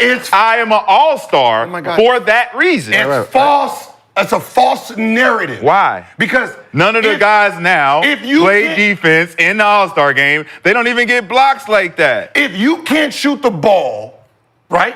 And you can't shoot the ball, where are you going? To the lane, right? So if we all just sit in the lane waiting for you to come, it looks like we're playing defense because you can't shoot. So I don't have to go out there and guard you. I'm not picking you up at full quarter, half quarter, the three-point line. You don't shoot threes. So everybody's sitting below the free throw line. How was that defense? Do you want to know what they shot in All-Star game? 1980. Oh, shit. He got the black book. I knew it was coming. 1980 All-Star Have a game. shot. They took 6 threes. 1 for 6. That was 1980. 1 for 6. 1 for 6. A powerful 3 though. 1981. Hold on, Gil. Before you continue, who were the best guards in 1980? Magic. You didn't do that research. Okay, so there wasn't a Michael Jordan. Oh, let me finish then, sir. 1981. They took 2 threes. 0 for 2. In the whole game? The whole game, right? So what are these motherfuckers doing then? Coming to the basket, right? Easy to play defense if you only got one way to go. 1982. Woo! They decided we're going to take 1 3. 0 for 1. They didn't make the 3? Who were the bigs? 0 for 1. Who were the bigs? Who were the guards? Who were the bigs? This is a 48-minute game, right? 48 minutes. Brandon, who were the bigs? Was the league a big league or was the league a guard league? Well, what was the guards averaging? I don't care. If your job was to throw me the ball down here, how you gonna be shooting threes? So everything in the 80s was all bigs? If I got Ralph Sampson down here, you know who Ralph Sampson is? Yeah, I know, yeah. You sure? Yes, I do. Okay. Ralph Sampson. Yeah, he played for the... Throwing the ball down every time. Who else was in the 80s? Was it Kareem? 79. Okay. Was it Kareem? Same as Magic. You got to throw Kareem the ball? Magic starting... every time? Every time? Was it, who else? Robert Parrish? You keep on... All these big-ass motherfuckers. Shout out Robert Parrish. So, and who's the guards, though? The guards got to be averaging over... But you're not shooting no threes as the guards when we got these big motherfucking superstar, megastar dudes? Larry Bird? Okay, so Magic, 2 guys. So Who else? Isaiah Thomas was there. So 83. Shout out Marvin Gaye. 83, they took 4 threes, 1 for 4. Okay, getting better. 84, they took 5 threes, 1 for 5. Okay, got worse. 85, 3 for 8. Got better. Okay, The three that was made was from the same one person, Isaiah Thomas. Then it went 3 for 10. Then they bumped it up in 87. Ooh, they took 17. They only made 6, right? Bird made his. Then it went 4 for 11 in 88, 89, 5 for 13. Now, that is improvement. The whole decade, they made 24 threes in the All-Star game, which means the only thing they were doing was driving the ball. Yeah. Or mid. And dunks. In those years, I got bored just looking at it. They were shooting, you know how many free throws that they called this one 3? They shot 60-something free throws game 1, year 1, 50-something free throws game 2. So, do you guys want to go back to a whole bunch of free throws being called or scoring? You got to pick your battle. No, we want to pick competition. Oh, competition. I got competition. Here's a competition. Tell me this. This is great. This is a great lineup. Okay. Magic. No. Okay, yeah, Magic Johnson, Drexler, 1-2. Mullins at the 3. Karl Malone at the 4. Okay. David Robinson at the 5. The Admiral. Right? Okay. That's one team. Right? That's the West. The East. Isaiah Thomas, Michael Jordan, Scottie Pippen, Charles Barkley, Ewing. With the box, man. Worst all-star blowout in all-star history. Michael Jordan in the East got beat by fucking 40. Damn. That doesn't sound like an appealing basketball. I'm trying to figure out the complaints of today's game when we got some of the people who are complaining about today's game. These are all Hall of How many Famers. All-Stars did it happen? Did it just happen that one time?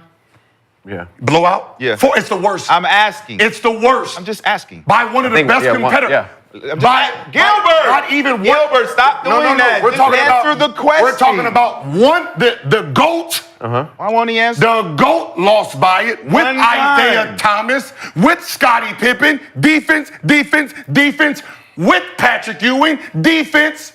Yo, Michael Jordan's team lost by 40 points. They lost by 40. Wow. I never knew Guess that. what? Didn't know that. They was all on coke. Pass. No. All right, now listen. Listen. That was 90. 93. That's Hey, 92. Did it That's happen? Did it happen again? No. No, it didn't, Wait. right? The So 40 let's point? ask No. How many there times? There was 30s. How many times I just has went it for the worst. happened That teams got blew out. I just went for the since worst. 2010? Oh, you don't want to do ever? No, I said since 2010 till now, how many blowouts have we seen? And what's their greatest All-Star game? Anyone that went to overtime, that's how they do it. I mean, you can't go back in time and say that one time when they got blown out by 40 and Jordan was on the team, they didn't play no defense. Okay, so 2010, Wait, 2-point game, 5-point game, 3-point game, 5-point game, 8-point game, 5-point game, 23 in 2016, 10, 3, 14, 2, 23, 9. And then you got what about a 20? I wish I could see what he's reading. I know he leaves I'm out. reading the score. He leaves out shit he don't want to say. I've already seen him do it. He's already done it before. He read a bunch of shit and left a bunch of shit out. So I need to see what he's Well, what years was this? From 2010. Okay. So He said how many blowouts? to now. So how many blowouts? Yeah. So he done read out 4 so Four far. blow. 4 blowouts. What is a blowout? Over 10. Over 10 in All-Star game? Over Yeah, 10 is in the a All-Star game. Wow. Okay.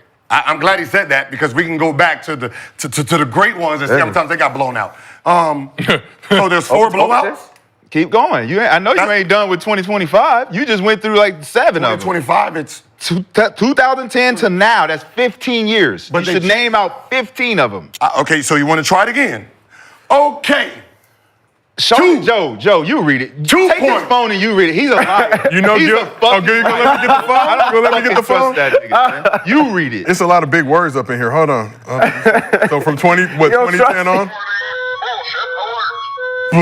We said bullshit. From 2010. 2010 on, the first one I want to say is 2016, 23-point blowout. Wait, what?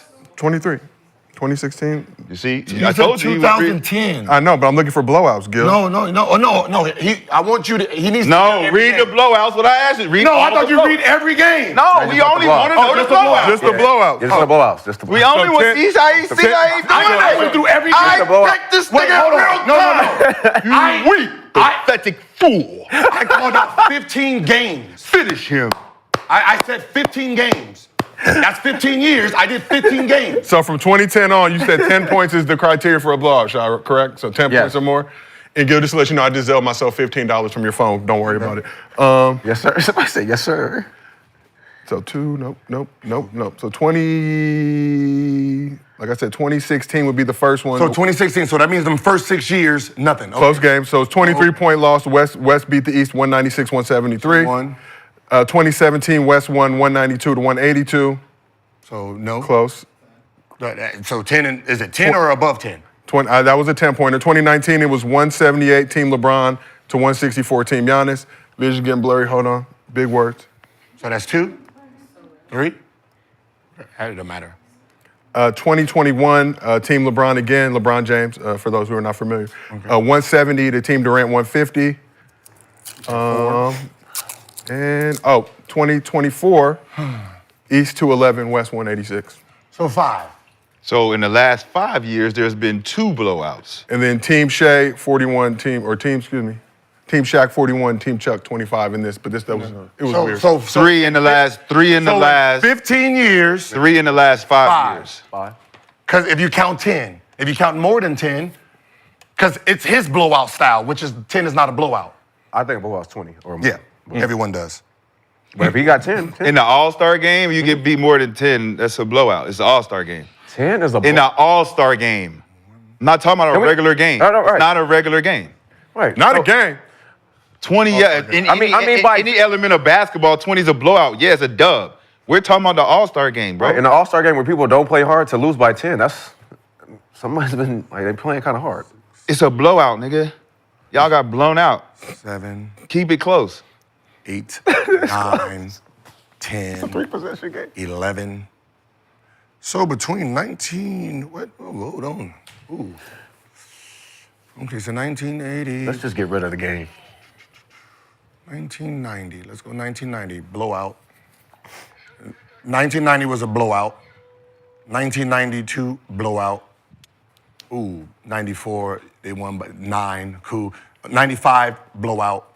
96, blowout. 97, blowout. 98, blowout. 90, there was no 99. 2000, blowout. So for 10 years, there's been 1, 2, 3, 4, 5, 6, 7, 8. Can we ask the chat if that's a blowout? 10. 8 blowouts. So from the 1990 to the 2000, there's 8 blowouts. The only time it was close was 1991, 116 to 114. 94, it was 127 to 118. That's close.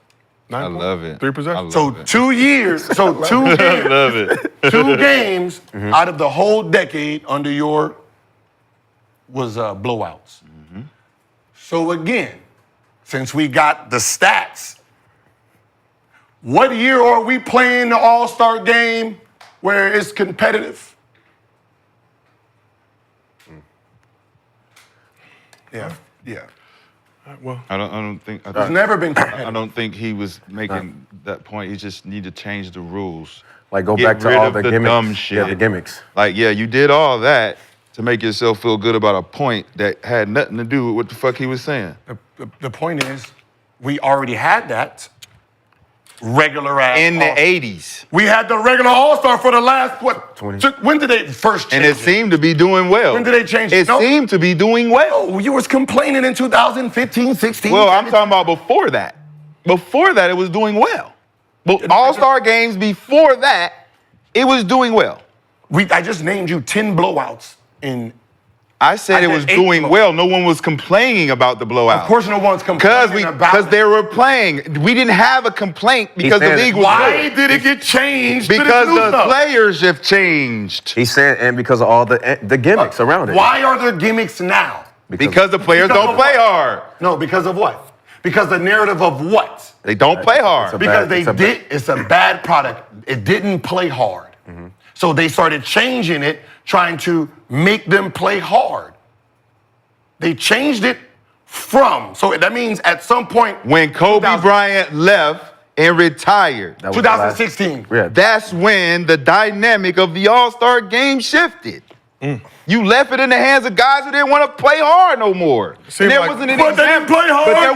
There wasn't an example of it. So if you see an example of, hey man, in the last 3, 4, 5 minutes, it seemed like he going hard. Giannis tried to pick that up. Giannis tried to pick up the last 5 minutes. We're gonna go hard. So you don't think they do that? Sometimes did it. You know what I'm saying? Bron did it one time. But it's like when you do it, you gotta be consistent with it. Like we gonna amp up in the fourth. We're going to amp up in the last quarter. I know, so you don't think guys play hard in the last 5 minutes? I mean, not this year, of course. This year was kind of, but in these last years? We see it. It ain't about do I think it. I mean, we all watch it. Narrative. We're watching it. You're trying to compare how hard they're not playing to an era we just did the blowout on. I mean, they didn't play. I'm trying to figure out. You're saying this group don't play hard. We need change. And then you say they need to play like this group. No, he didn't say that. You're trying to say that for your own point, bro. He's saying you need to have the rules. What rules? The rules that was continuing blowouts? The rules that got a 40-point blowout in the All-Star game? Hey, Michael Jordan on the court. Play what he said again. So let Gilbert. LeBron get beat by 40 in This All-Star game has gone to shit. Players don't want to play. Fans don't want to watch. We trying all these gimmicks. Let's get back to the basics. Let's go back to 80s basketball. You got the fan picking all-stars. You got the coaches picking the reserves. They go out there, they play hard. Guys don't want to play, find their ass. That's what we got to get back to. And you know what? Go back to the old rules too. Because I'm telling you, players will adjust. Okay? But all this gimmick and all this other bullshit is 3 hours of watching TV with 40 minutes of basketball. Too much. People want to watch some guys play against the best in the world. I just love the playback value get rid of all this when analytical somebody's shit. trying to make a point that has nothing to do with what the man is fucking saying. And then you're talking about we're trying to change a narrative when you're the only one doing it. But you said play hard. He said play hard. And you get beat by 40 from your metrics 10. In the 80s, one game. One fucking game. By 40. How about the other 8 games? One game in 1983. How about the other 8 One game in 1983. Nigga, I just named 10 years and 8 was blowouts. So what part of that are you playing hard? It was better than it is now. That's what he's saying. Because you wanted to be. No. That's not a real. It's not a fact. So why weren't the fans complaining then? Well, there wasn't. I mean, we wouldn't know. I don't want to hear it. We wouldn't know. We wouldn't know. Because we know now. They changed it. No, nigga. No, we know why the fans aren't complaining now. Because we can't. Yes. We have internet. No, nigga. No. We didn't know back then. We We're didn't not know going to do that. We didn't have internet. We know why the fans are complaining. We didn't have internet. The 80s. No, I don't give a fuck. You had news. You had news. The news wasn't reported. The news didn't report it. Yes, they did. Okay, what they born yet? What I won. What? So how the fuck are you arguing about it? Because I can see it. Let me go find it. You was reading The whole point is You was reading the newspaper? Right now, there is a problem.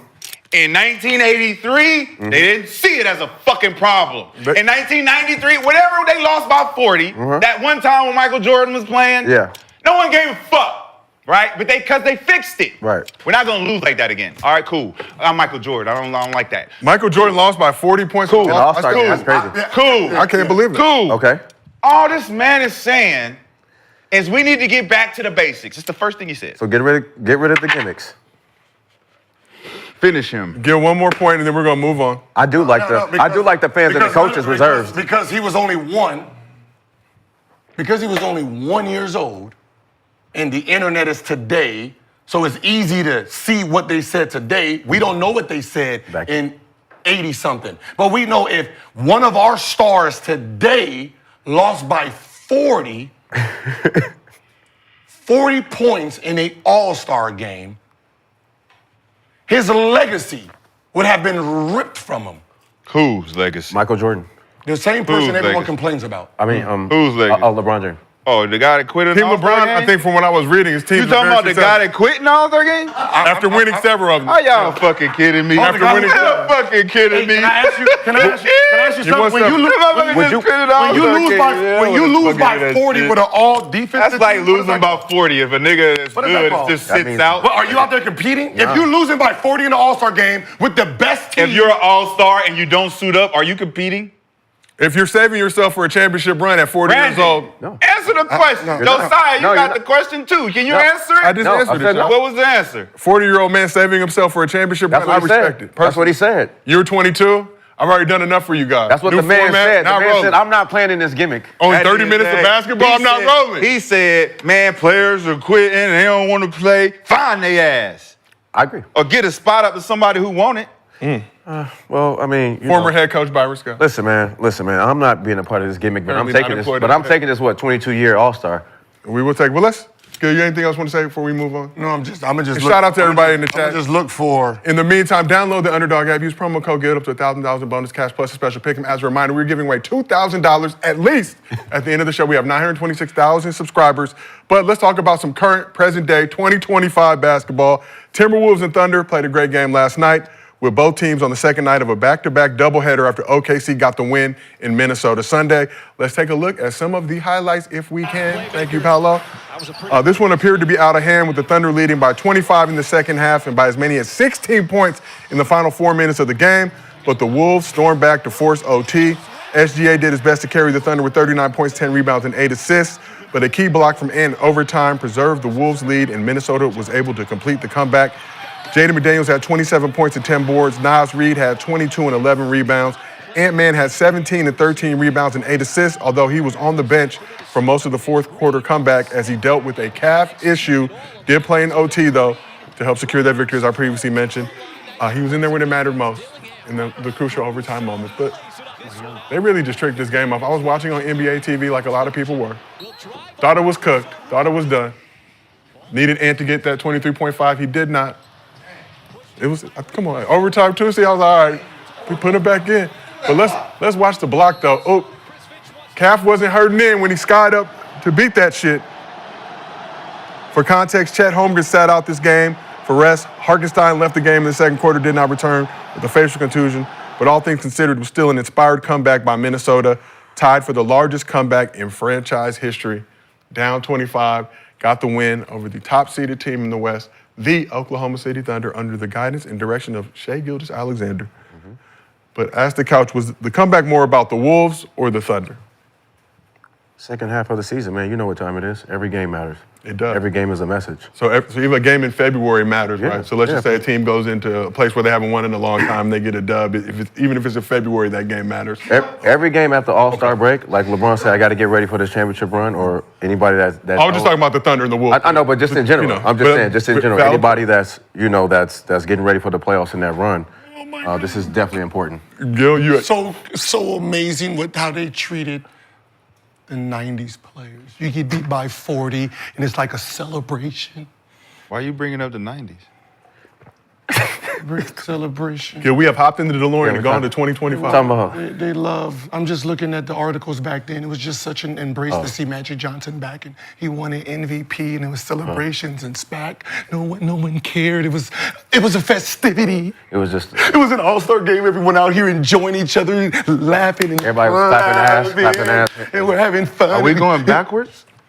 91 was a good All-Star game. I like to prove my point. But you already in the bag, nigga. You I can't like get to out the bag. prove it. We already, Back then- we done already threw the dirt on you, then- man. There's We dirt threw on the the back. dirt on you. Back then- We don't even hear you talking. You're a Okay, ghost. then you shouldn't be responding. Casper, the friendly ghost. Can you please leave? Back then. What are you doing in here? The reason you didn't hear it is because they treated the All-Star game as fun.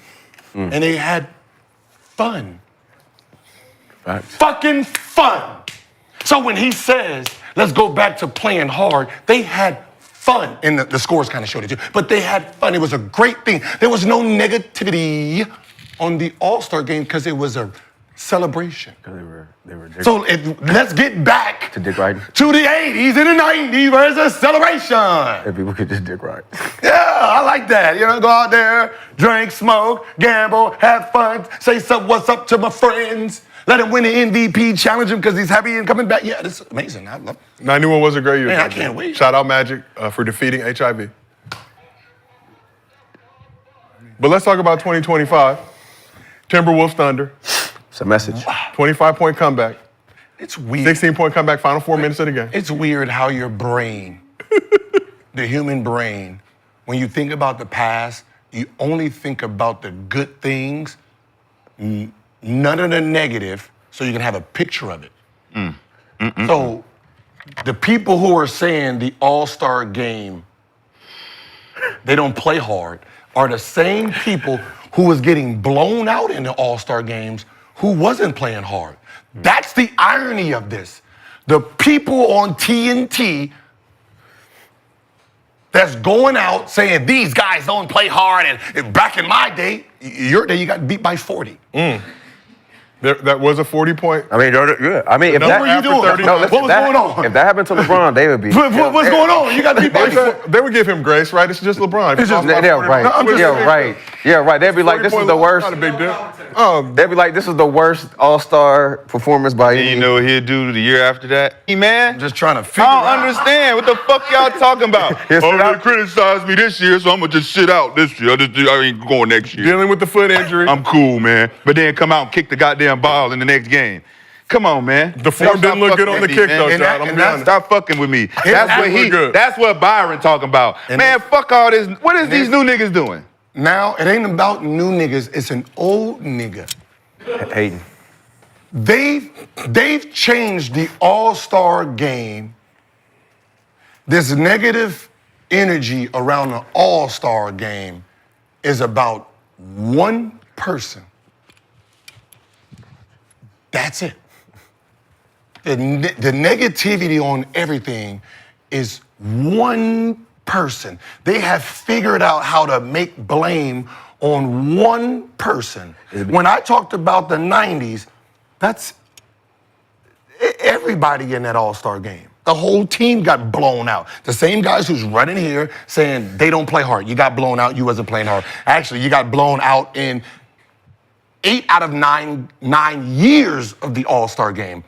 80s, it didn't even matter. Y'all couldn't shoot, y'all was high as fuck. So y'all get grace on playing hard. Like, so... You say they blaming one? You said they blaming one guy? Who? LeBron James. The same person you just blamed. LeBron James. Every time we mention... Who's blaming him? We mention All-Star game, you always go after one person. Nobody said his name. But you did. Nobody said his name, bro. I state the obvious. My bad, bro. It's okay. I We're state having the a passionate obvious. debate. I state the obvious. I didn't say nobody name. And people who don't like the All-Star game, they didn't say they didn't like it because of LeBron James. They said all the players not playing, all of them running up and down like they supposed to be here and it's a privilege. He ain't say nothing about LeBron James. You did. You just made it about him. Because you can't dissect what everyone else is saying about the All-Star game if they're not saying it and mentioning this is why it's bad. I can say whatever the fuck I want about my opinion about why I think it's bad. So who's if my opinion is strong enough to start a narrative and roll the narrative and get all these people to agree with me, no one agrees. No one actually agrees. That's bullshit. Exactly. So the narrative that you're saying I'm pushing ain't even real. It ain't even real. You said it can't be real. So you just said I'm the one always talking about LeBron and he's blaming LeBron. Nobody blaming LeBron. Take the blame if it's your fault. You just blamed it. What are you talking about? Take the blame if it's your fault. Do you not hear what comes out your mouth? No, I didn't blame shit. So if it was Mike, would y'all be giving Mike the same type of... No. It'll never be Mike. What you talking about? He lost by 40. He lost by 40! It'll never be Mike. They wasn't complaining about Michael Jordan. Of course they wasn't. In the All-Star game, of bro. Of course they wasn't. What are you talking about? But if Michael Jordan... And they're not complaining about LeBron James in the All-Star game. I think there was some complaints about LeBron. They are complaining. There's a claim about what? LeBron James not playing. So who has done that? He just did it. Picking his team. Hey, can we rewind this so we can hear it? Actually, everybody was complaining that LeBron didn't play. I love you. I think you've done a fantastic job. But listen, this All-Star game has gone to shit. Players don't want to play. Fans don't want to watch. Stop it. We trying all these. Stop it. Players don't want to play. Fans don't want to watch it. Okay. Players don't want to play. Yo, but Who was the players that didn't play, Gil? Hold on. But go back to the player. Go back to the player that they show, though. Yeah, but he didn't cut that up. Byron Scott didn't cut that up. That podcast Byron did. Scott didn't cut that up. As overseer of his podcast. They know who they talking about. Who else did not play? And didn't play. Giannis was also injured as well. Giannis. Huh? Who else? Injured. Giannis. Injured? Uh-huh. Both injured. They both took up slots, didn't they? No. No, Giannis didn't. Ant and LeBron took up slots and did not play. Has anybody said Ant's name, actually? No, right? Okay. We were showing a highlight when we talked about We tried, but who is he talking about? We know who he's talking about. Who is he talking about? The person The guy right there. The only person all media talks why about. does he get to talk about this guy right now in this moment? Why does Byron Scott get to point this guy out right now? Because he didn't play. All right. Because you get clicked. Whose fault is that? That's LeBron's fault. Okay. Don't blame Byron Scott for pointing out the fucking obvious. You just said he didn't. He didn't what? Point him out. Okay. You said before that. Y'all saying he is. But you're saying he is. You're saying he is. You're saying he is. He did. But you're saying he is. Because he right? did. Because he never said his name. No, he didn't say his Okay, name. so if you're going to say he is, I'm going to say, look, clearly, the only guy he's talking about is the guy who didn't play then, huh? Yeah, Anthony Edwards didn't play either, right? Yeah, but why are they bringing it up? Why does Bron got to be up in this then? Just say players. Like, why they got a picture of Who's Bron? the face of the league? Oh, see. Okay, so Steph Curry? So we know who he's talking about, but because he didn't say his name, we don't know who he's talking There about. were multiple people that didn't play. So the faces of the league, how about that? Try that. Yeah. Only one motherfucker been playing. Only one. But have you not seen what you've been doing? There's two people. You keep talking about one. Another guy that is the potential face of the league that didn't play as well. And we haven't. So who could he be talking about? The same person you keep talking about. Who could the same person that he can't be talking about Giannis or he could be talking about whoever didn't play. Or he can't be talking, but they both hurt. They not. They both still playing. They both played after the All-Star break. Why y'all keep playing with me? But Giannis was already hurt before the All-Star break. Giannis gave up his slot. Shout out to Giannis. Man, y'all got to get that hate out your heart, man. It's crazy. Y'all got to get that glaze off your lips. Hopefully done that glaze. Fuck y'all talking about. Ain't no motherfucking hate. Motherfucker talking about I'm a hater. You are. And you better get your motherfucking shit together before I turn into a hater. You been a hater. Before I turn into a hater. I've been nice. I've been nice to all you motherfuckers. So you best believe, keep poking the bear, motherfucker. I'm gonna eat you niggas. Well, speaking of eating, shout out to Rough Greens for sponsoring today's podcast. Have you thought about your beloved pets and their nutrition? Dr. Dennis Black is on a mission to provide better nutrition for cats and dogs because, truthfully, it's not what you're feeding your pet, it's what you're not, which is why he created Rough Greens and Meow Greens in the first place. Bring their dead food back to life with live vitamins and minerals, probiotics, enzymes, omega oils, antioxidants, and so much more, all in their tasty formula your dog or cat will love. Improve your pet's coat, digestion, and energy, and have less vet bills. Let 2025 bring a new year and a new pet. Try it, get a Jumpstart trial bag, normally $20, free with promo code ARENA. Just cover shipping. Resolve to provide what your pet's food has been missing with Rough Greens. To get your free Jumpstart trial bag, go to roughgreens.com and use promo code ARENA.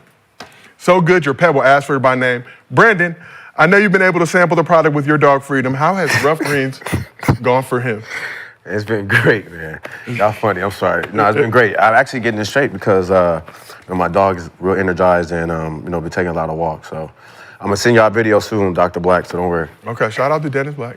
Shout out to Rough Greens. Much better than 80s basketball, we would have to surmise. Sure. Okay, delicious product. Rough Greens, get your Jumpstart trial bag. Roughgreens.com, promo code ARENA. Shout out to Rough Greens. So we were talking about contemporary current NBA basketball. I'm merely a host, but I try my best. I am a movie star now too, guys, so I don't even know why I'm sitting on this couch with all y'all. Y'all lucky I came to work this week. Shout out Memes and Nightmares, still on Hulu, streaming now. Help me get my numbers up, damn. Kenya said he loved it, just so anybody cares. Very tough critic. He hasn't listened to the new Kendrick Getting Full, but he did watch Me the Nightmare. Just want to point that out. So if he did that, that means he was rocking with it. But let's talk about the Wolves and the Thunder. Second night back-to-back doubleheader. I'm confused. Oh my God. Yo, I'm a movie star He now. can't help it, dog. No, I'm confused on. Where you going, kid? I'm really confused. Hey, man, y'all call me when the show over. Y'all call me when it's over. I'm really confused on the thought process. If you like LeBron, you glaze, That is, right? JJ Redick even said it. The young If kids you say like glazing him. Jordan, you're normal. If you are a Kobe fan, you're normal. They don't get that glazing title that LeBron gets. I would. You know what I think? You know what I think? I'm trying to figure out, like, if you like LeBron, who is been the top player in it, so all LeBron fans are glazers with honey on them. Known as LA Glazers. And then if you like LeBron, Clutch Sports pays you. That is the rumor. Still no check. I did get a Clutch hat, though. If you like Jordan and you glaze Jordan, it's not called glazing when you like Jordan, you're just a purist. Yeah. Like you understand. You understand basketball when you like Michael Jordan. Yeah. You know what I mean? Like, you got motherfuckers out there who die for some Michael Jordans, right? Yeah. People have lost their life. They're fine. Over shoes. Right? So Skip Bayless wears Jordans every day of his life. He's not a glazer. He's not a glazer. He's just a purist basketball. And he does look like no Skeletor, one's paying though. him. No. Kobe fans, right, will move the world, remove stats, remove intelligence, say, hey, just the eye test. Who got more skill? Who got the bag, right? They, all metrics of accolades just go out the window. Yeah. That's not glazing. Not That's just basketball. That's just IQ. Just IQ. You just know the game. Yeah, you got all that IQ. Not mama mentality. Yeah. Right? No one's paying them. Right? Rashad has returned to the arena. But my question has always been this. Who? No one attacks the Jordan fans. They don't. Right? LeBron fans don't attack Jordan fans. Well, LeBron's fans don't attack Kobe's fans. We used to. Only Kobe's fans attack everybody. So who's paying y'all to attack LeBron? So who's paying you to hate? Kobe's paying me. Oh, it's for the love. It's for the love of the game. For the love of the game. I just be trying to. They're doing it for free. I try to figure out if Clutch is paying me to like LeBron, who's paying you to hate him? God. Listen. God. It's the love of the game. So LeBron just, he just. God says the 40 light years old, will can do it better shine than everybody, but on the you know, darkness. They actually want him to go home. Like, I'm trying to figure out, like, I have Michael Jordan. God said the light will shine Yeah, on and the we don't darkness. agree on that, but you do have that. I have LeBron. I have Michael Jordan 1. So why would LeBron pay me to keep him 2? Because you said you change your number every. He wanted to be one. You say you change your number to make it fit whoever you talking about. That's why. You said it out your mouth. I changed my. No, I said I got beat up so much for the Jordans that he can never be removed from number 1. Well, you didn't say that on this show. I've said it on this show. Gills Arena presented by Underdog. Whoop, whoop. Woo woo. In case you're unfamiliar, just scouring through YouTube. And then remember, I also said that Jordan ran cocaine out of the 80s. But you also So he said has to be you the- also said that Kobe was better than LeBron. Yeah, What happened to that? he is. Kobe ain't been playing since then. Okay, LeBron's game ain't changed since then. but he's still racing his race.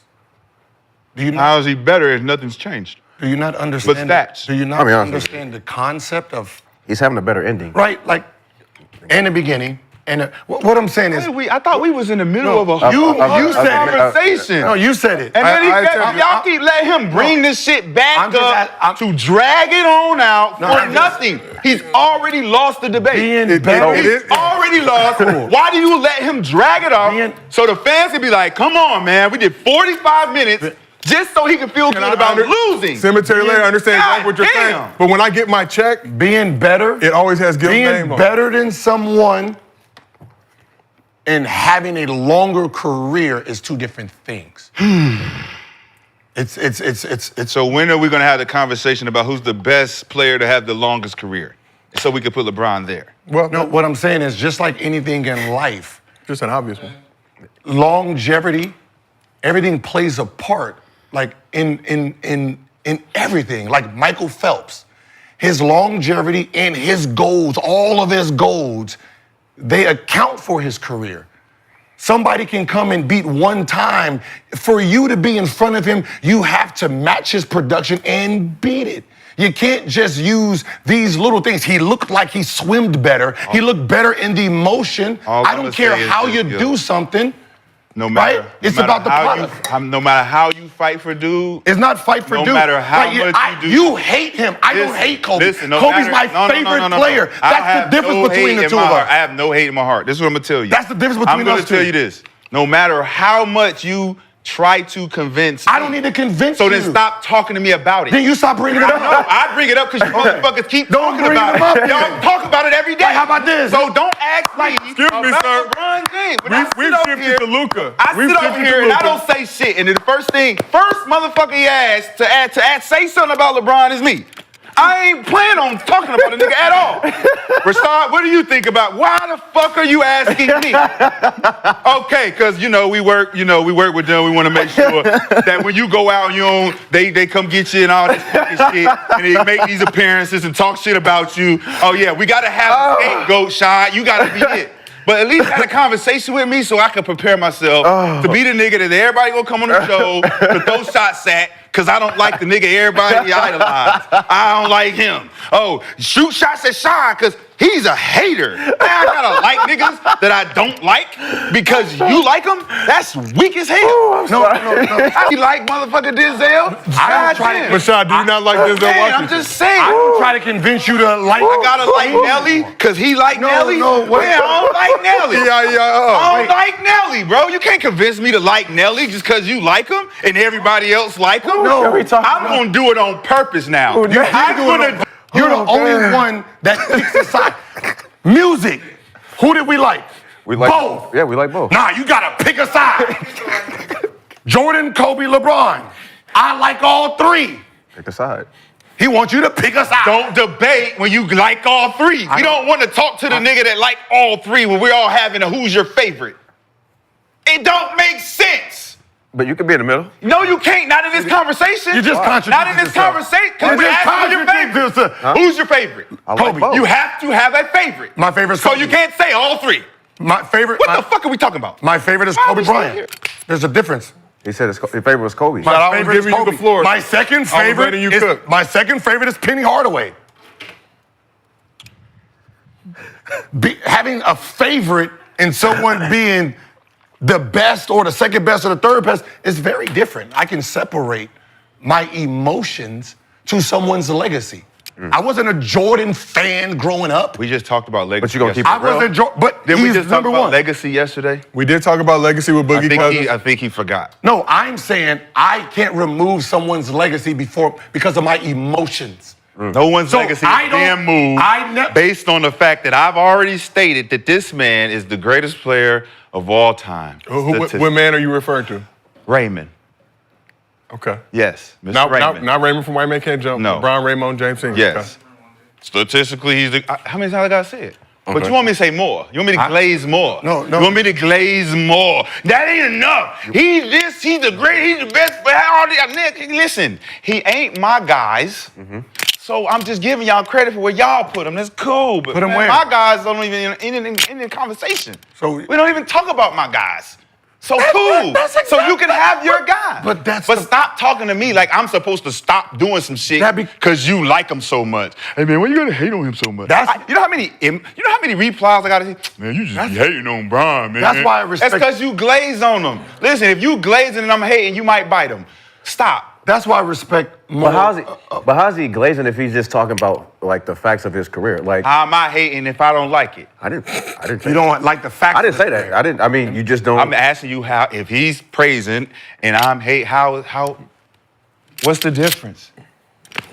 So You want to praise the nigga? I'm like, I don't think he deserved to praise. Mr. Cemetery, Oh, you a hater. We asked the chat, is it obvious? 77% say yes. No, they didn't. 77% said it's obvious. He got No, they didn't. he got more, but the No, problem, they didn't. he got more LeBron jerseys than we do combined. I got one. I have a Luka jersey that I converted this year, as you know. Bronny James jersey? I had to convert it to Luka. I got a Bronny James jersey. I do. I have a Bronny jersey. I have baby jerseys, as you guys know who watch playback. Like in my weight full-size. room, what 3 people do I have? I haven't seen it. There you go. Who's in the middle? Jordan. There you go. You also have Jordan shorts, which you may or may not have stolen. He got the whole I warm-up. have Carmelo Anthony, and I have LeBron James on my wall in the middle of my theater. LeBron James, Carmelo Anthony. This is a autographed LeBron James, personalized. So how could I hate? It says Tashad on it. Oh, it says to Rashad La Familia. So that would imply that you guys are family. Why would I hate him? Right? I know you did. But if I don't like his game, if I don't like his game, now I'm hating because I don't like his game. Because I think Carmelo Anthony's better. I'm a hater. How could Carmelo be better? Come on, it's my opinion. It's my opinion. Now you're telling me I can't have an opinion, which is weird. Rashad, This is a debate show. I like Godfather 2 much more than I like Godfather 1. Exactly. It's a better film. I like Back to the Future 2 as well, but that's just I like Friday After Next. I'm futuristic. I'm futuristic. So you got 2 jerseys on your wall, that's it? Yeah, right now. No Kobe? No, I don't have the Kobe up right now. No AI? Nope. You ain't been in my crib yet, Gil. You're not a real friend. No Michael Jordan? Not a real friend. I did see the video of your crib. It looked very Not phenomenal. a real friend. Come to my Red crib carpet. and see my crib so you can now have this conversation without guessing. So no Michael Jordan. No Michael Jordan, no none of them. That's not his favorite. Well, I got autographed shit from Kobe that I don't need to do that shit with. The nigga I hate, that's the first person I put up. First person? No, Melo was the first. Melo was first. Good. He was second. He never gonna get first. So number 2. Fuck is wrong with this nigga? Hey, man. I ain't never seen somebody fight for somebody else so hard in my life. man. No, It's his- Rashad, question: is the Carmelo jersey signed? No, it's not. And when was the LeBron jersey signed? If you remember, like a year. Hold on, but what jerseys are there from Melo? Cleveland. Cleveland? Yeah, And then Game Melo. Born Cleveland joint. Shout out. And then Melo's is. Melo's is bought. I bought Melo's. I know. Is it Denver or Denver. Oh, Denver. Okay. 15. Okay, great number. I wanted to New York, I couldn't find it. Productive day in the arena. We done? All right, so what are we doing? Are we done? We're still doing the show, man. We were talking. This will be the 3rd attempt now in my merely hosting duties to talk about the Timberwolves Thunder game and with the janky calf coming through the big block. If you never knew what Larry looked like, go play Mortal Kombat. I need to find somebody to hate. Go play Mortal Kombat. You have abandoned Hey, your hate in 2025. He has a finishing move that's Doc incredible. Rivers jersey. I got a Doc Rivers jersey. The Hawks? Hawks. I'll get you a Doc Rivers Clippers jersey as well, good, just to add to your collection. But I don't. It's remarkable. See, I gotta find. Kyle Korver did catch shots on the show recently. But we're talking about, if we can, for all those in the chat who are watching, Timberwolves coming back from down 25, tied for the largest comeback franchise history. Who? Thunder imploding, up 16, 4 minutes to go in the 4th quarter. What is your question? Honestly, at this point, Gil, I'm just watching y'all. enjoying it. Send a message to OKC. Like the fact that it's the second half of the season and the way guys are playing. Do you think that was a message game to OKC? A message to what? You mean to come back and win a game? No, that this is the team we can beat. We can see. Like Did you watch what happened, though? You watch what happened? And on the bench for most of that 4th. And if I'm watching that game, if I'm the Lakers, I like what I just saw, because that's who the Lakers can see. What you see, Brandon? What you see out there? OKC ain't ready. I don't know. Yeah, they've never been. Like they not ready yet. They not. Talk to me. Talk to me. What? Talk to I'm gonna tell you what I seen. What you see?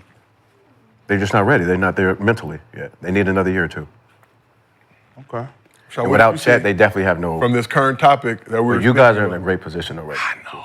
By the way, and I want to apologize to JJ because I wasn't familiar with your game like that. But the way you've been coaching, I'm sorry. I'm gonna just let Lakers talk was not in the rundown today. I'm sorry. Yeah, the Lakers. Doing Listen, his own free will. Listen, after that Denver game that we saw in that playback, listen, I'm gonna be honest with you. You were watching the Denver game with us. Listen, the energy. I couldn't make that game, unfortunately, but I did watch you guys on playback and also, watching the Lakers Nuggets game. I remember JJ played for Stan Van Gundy, so the preparation and everything, I get it now. I'm off the JJ like hate, like y'all go ahead. Yeah. He didn't sleep. I'm dead serious. You need to, pay attention. But back to the Thunder Timberwolves. Got my face twitching. I'm telling you, all right. My face is twitching as a result of your face twitching. Okay, I mean, I'll just say at least what I seen, third quarter, probably end of third quarter, they were up 22 maybe. I'm thinking that they're about to empty the bench because I think Minnesota had put their subs in, top of the fourth, still up 20, majority up until about 7 minutes left. Shea and them played that whole stretch. That whole, like from the third all the way through. Trying to imagine finish them so they could rest the rest of the game. They was already finished. So when they're still in the game and they've already threw in the towel, their bench players start to coming back.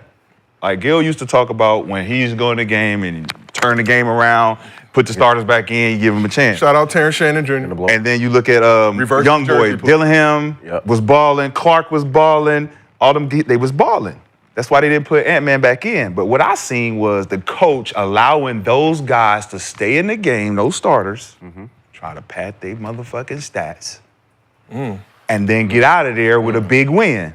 And it fucking backfired on them. They got tired down the stretch, and Shea could not finish and do none of the shit he was doing in the third.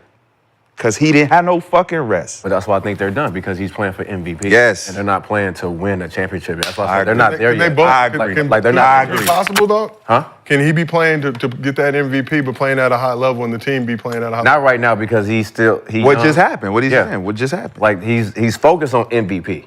Like, that's what it's about. So that's where he gonna get his MVP, and then the playoffs come, spanked. No? Good year. You don't think they get spanked in the playoffs? OKC? No, Shea came back at the 8-minute mark. 8 in the third? In the fourth. So he subbed out at the top of the fourth? So he did what, 4 minutes? 4 minutes. They cut the lead.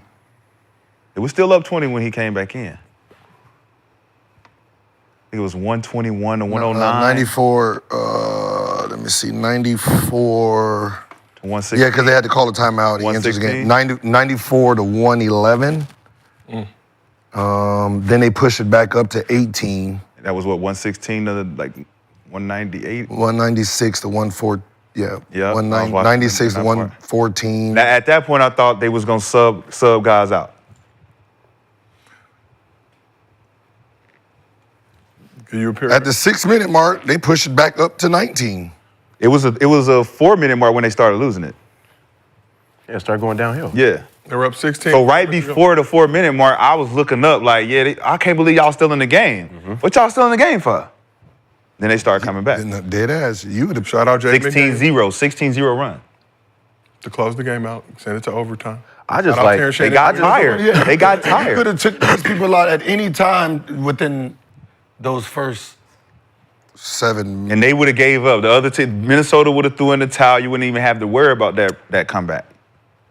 I just like it for Minnesota's confidence, second unit. I like that too. It's that time of the year, man. Second half of the season, you need all these wins and everybody to play in big moments and see what they got. Timberwolves currently 7th in the West right now, tied with the Mavs. They needed that. 27. They needed that. That could be a first round. That was a big win of confidence because they're number 1. Exactly. Yeah. Every game matter now. We're trying to get that 8-7 spot seed. Man, we need all these. We could see this team again. Yeah, facts. Minute 20, minute 24, you're up 7 still. What? The game is over. You're a minute 7. what? A minute 24. Oh, that's bad management. Yeah. But Shea was turning the ball over. Because what am I trying to do? I'm trying to be the guy. Yeah, I'm trying to take over. They played a matchup zone. Did you see I don't know if y'all watched it, but Minnesota was playing a matchup zone that was cold. Like a 1-3-1. And they kept throwing it to Caruso and letting him make the play, and he wasn't making the plays. He ain't that. He ain't that. No, I mean, but that was the reason that I said OKC's just not ready yet, because they are amazing when Shea's amazing. And he was amazing last night too with them. He's getting to the foul. But when you take him out of the game, they actually don't have another. No. Jalen Williams, Yes. you're not ready yet. No. In a sense of saying, all right, I'm gonna put this shit on my back and I'm gonna carry us if he goes down. Like right now, you are Robin, but you're the Robin that first week. Yeah, you just got here. You don't know what none of the tools is. You know what I mean? Like, you just found the back cave. Might not even be a Robin. But that's what I'm saying. So you're not be out there yet if he goes down. So for you to win series and get to the championship and be favored, you will have to play 22 games excellent. Yes. And you still might be like, you can't have a fall. Yeah. And y'all too young. It showed the youngness here. Yep. Against a young team. And we thought Chet coming back would change some of the but he's still young too. You don't have no experience. So how old is SGA? He's 26. So he's 26. I mean, everybody else is inconsistent. And it's not going to get any easier the more years that go. So no, for him, like him 28, everybody else about 25, 24. Then that's when they're going to be dangerous. Here, you're Boston 2 years ago. Yeah. And he don't know just little things is like, we don't know how to win. And think about what he's saying as far as SGA's leadership. If he has the bad game in the playoffs and everybody else looking around like, so what do we do now? Yeah, do boss. What do we do? Like, but that's what I'm saying. It's going to be like that for a couple of years. It's going to be like that for years over there. It's like, because nobody's going to be that. You don't have that Jaylen Brown over there. You don't have the Jaylen Brown last year. You have the Jaylen Brown 2022, 2020. Like you're waiting for. We know who he is. We're waiting for our number two. Is it Chet? Is it Jalen? Which one are you going to be so consistent where we're seeing who's the best player here? Yeah. We like right now. We'll know when they're ready when the media has the argument of who should be traded.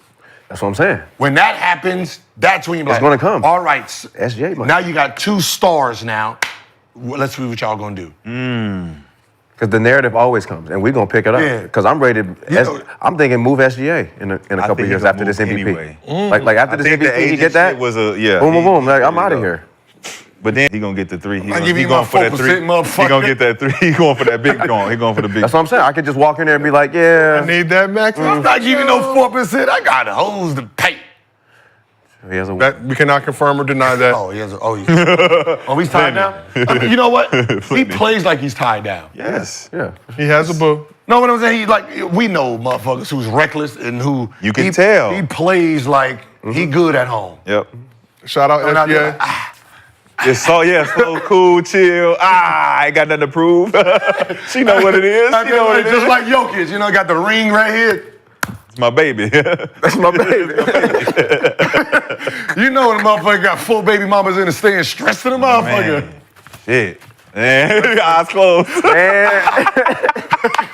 Need that bag. Shit. It's playing hard as hell. I want to give a shout out to SGA and a shout out to his pops. Met them both at the Converse Party All-Star Weekend. Very good people. Oh, shout out to his new shoe too. It's fine. And his new shoe is very fine. Shout out to Converse. Yeah, new shoes. All right. Shout out to Converse. No stress at the door. I had a couple extra people with me that let me right in. God bless you guys.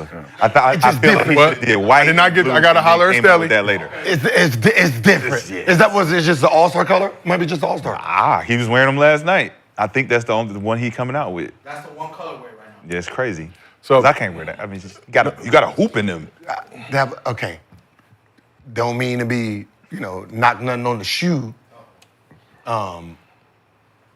Just strategy-wise. The rest of the world is not going to wear that color as a main shoe just going out in public, right? That's not it's like, you can't wear that with every color.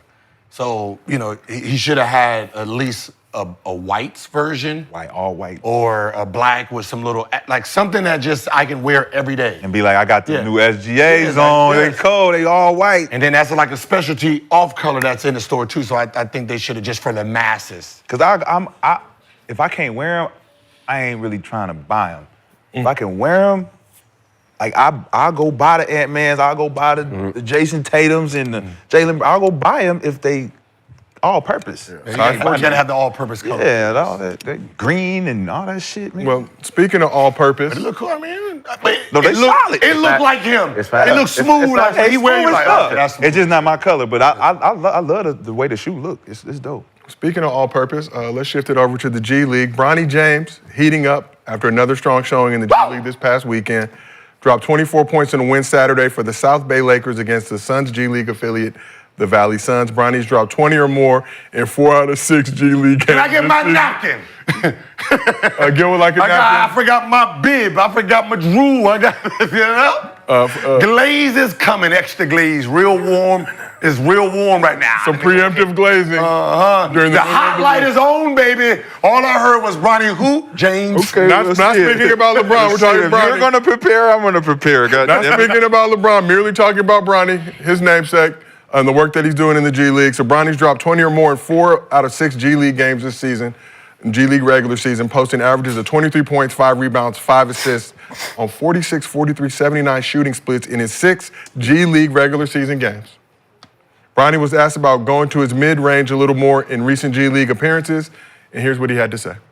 It was mainly trying to get downhill and get in the paint, draw some fouls, so I can open up my jump shot, get some form shots under me. But I just taking what the defense gave me, and I wasn't able to get all the way to the paint sometimes, so I got to settle for the midi. So, I feel like I can score at all 3 levels. So, just trying to, take everything that's open. Okay, Bronny. Getting much better with his media obligations. Gil, I'll start with you. What do you make of Bronny's growing confidence in the G League this season? You think you slick, motherfucker? You a funny motherfucker. I like that. I saw that. I started with Gilbert. I'm gonna be honest.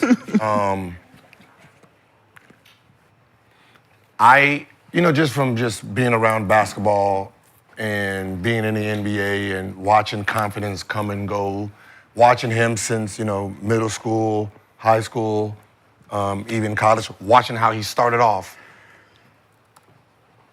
As much as I was supporting, if you ask me, go see his game, I'm gonna go see my 5 points. I didn't think that he would be this aggressive early in his career.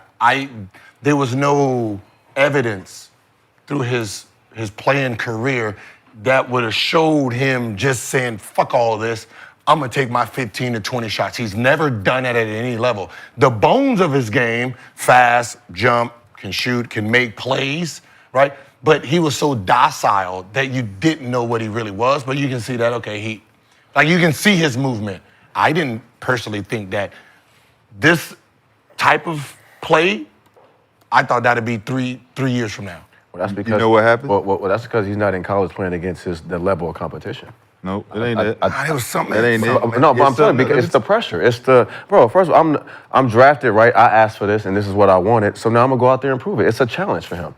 Like, it's a different type of challenge when you're playing against grown men instead of against. Can we be honest? Nah, man. It's different. It's the criticism. When you get criticized, you are forced to change the critic's mind. Bronny hear it. He hear people say, you can't do this. This is the point that people don't understand my energy is for. I want to challenge you.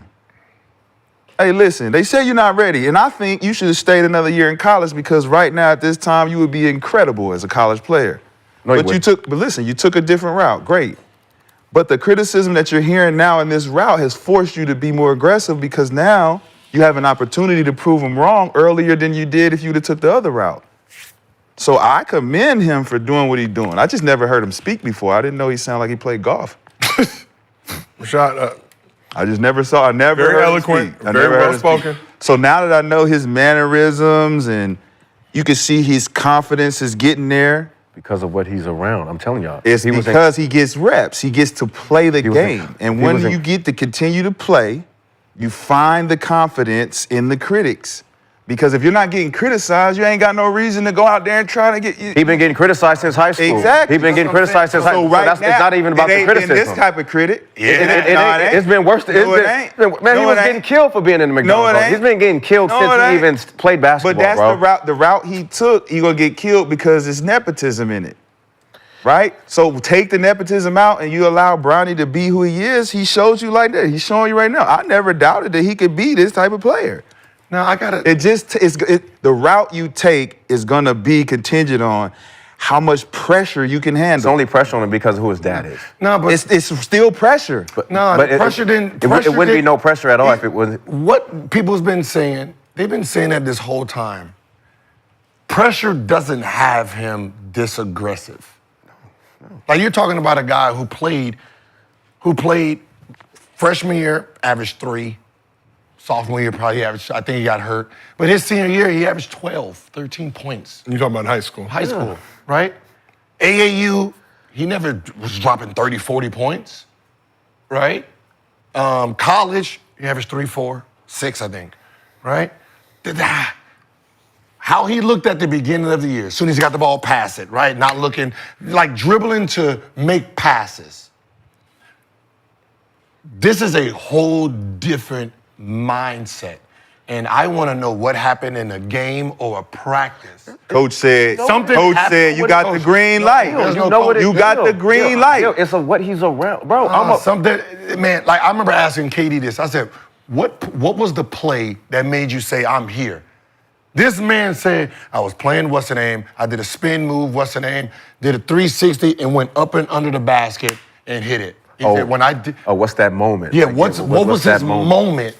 There was a moment that we missed. I don't know if it was a practice, a game. I don't know if him and Oliveri been going at it and he got the best of them. There's something that made him become this. We all have had it. Yeah, we all have it. There was a moment. I can tell you, yeah. There was a moment that you did something and he was like, oh shit, these motherfuckers ain't like that. But here's the difference. This is what I'm saying. No, I believe the moments y'all talk about, I agree. But those moments are down here. He is not going to translate that moment you talking about on the NBA level right now, where you're going to be like, look, Bronny, he looked comfortable out there this year, right? So what I'm saying is the comfort level and the aggression that you're seeing is, look, Bronny, the criticism that you're getting is because they don't think you're ready. They don't think you're ready. But if you show this aggression that you can play this level against your peers that you would have been playing against in college, you show you can dominate them, we ain't questioning whether you're ready or not. Now you have to perform. Now you got to hit your shots. Now you got to play defense. It ain't got nothing to do with us saying, oh, you're not ready. It's got everything to do with you now proving it. So I think criticism sets the stage for people to accept the challenge. Jason Tatum accepted your challenge. I accept your challenge, thinking I'm the softest nigga in the league. Bet. So when I win this shit, Brandon better hide. So you don't think Bronny's been criticized since like high school though? Not at this level. Yes, it has. No, it's not. He wasn't nobody to be criticized. Yes, he was. He's a McDonald's All-American. Yes, 6 He million barely got it. Yes, He got in. He's a McDonald's. Why did he get in? Why did he get in? The reality Don't do that. Don't do that. Reality or narrative? We know both. We know both. Then what is the narrative? The narrative is because his dad. Okay, so reality is this. He was ranked 30, what was he at, 32? He was ranked 32, so you only take the top 24. The difference between when y'all played in the McDonald's, here they have them alternative schools, right? Those alternative schools don't play in the, I went to one of them schools. I went to a boarding school, New Hampton. We wasn't in the national rankings or none of that. No. McDonald's game, though. No.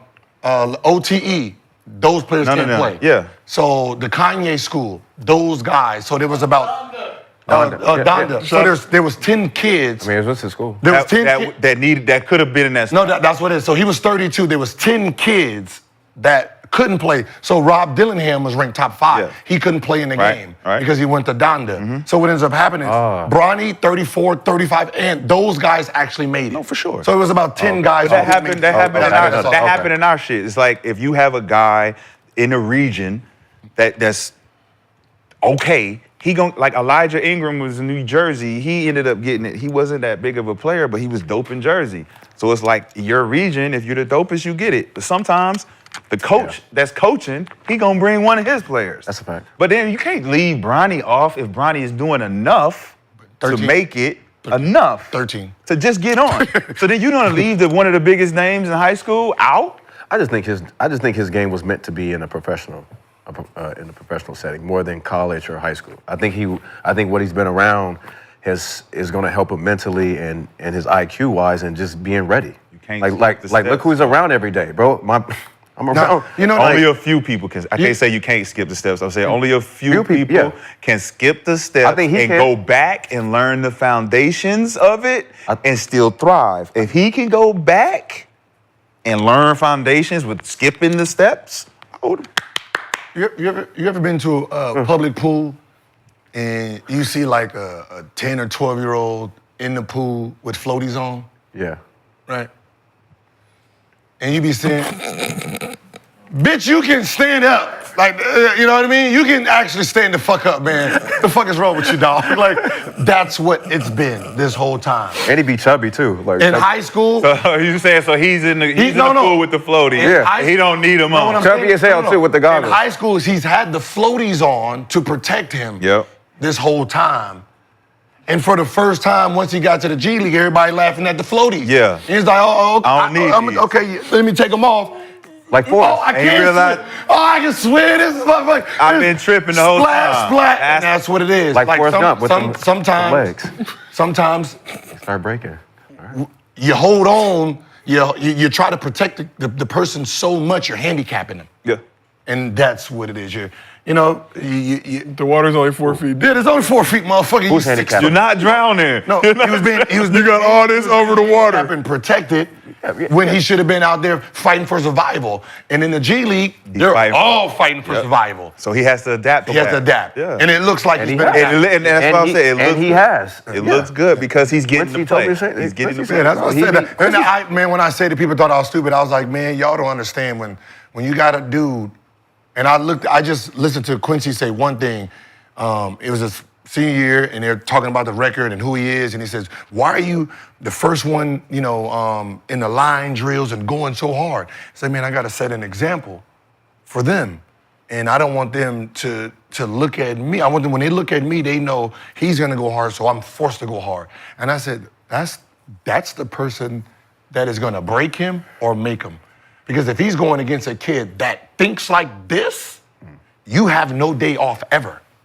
He's gonna try to whoop your ass every single day. 1, because you're Bronny. 2, you're in his way. Yes. 3, you're on this team, motherfucker. So they're gonna be paying you and playing you before me. So I gotta break you. You just got a new shoe. Shit. Nigga, how you get that? Like he look like the one that'll step on your motherfucking joint. And that's what be missing sometimes in these kids' development. You be missing the wolf. Mm-hmm.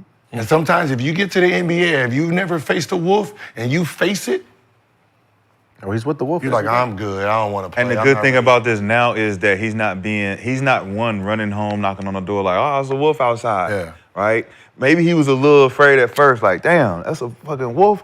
Now he like, what the fuck you want, man? Mm-hmm. What's up? Not by the hair of my You need something? Right? And now, at this point, like I said, the confidence starts to grow. He gonna start to chase the wolf. Like, hey, come over here. Come here. He had a long career. Even the game he played where he actually played 8 straight minutes, had 9 points, right? So his confidence is there. Just, we ain't blowing anybody out for him to get in the game, right? It's been unfortunate. Because at some point, just like when we seen Austin Reeves, right? You went from to like, oh shit, Austin's oh shit. Like Christie, right? That was they got a steal with him. He knows how to play though, right? You looking at the young kid like, oh, he got his confidence, right? It comes with time, going out there, making mistakes, and realizing like when you're getting 1-2 minutes, been sitting there, man, it's still fear. Absolutely. It's still fear. Like people that are like, oh, he got 28 minutes. It's like, those ain't 28 straight minutes. God damn it, those are 1 minute here, 20 seconds here. Man, that shit is fear. You've been sitting there the whole time. Now you gotta get. Please don't call my name. Bro, I swear to God. Shit. Damn. Right now? Right now? Oh, you know when a nigga just like, oh my God. Like yo, because you don't have like. Come down. I'll be ready tonight. Ready. Your hands start getting cold and shit. You like. People don't realize how impressive.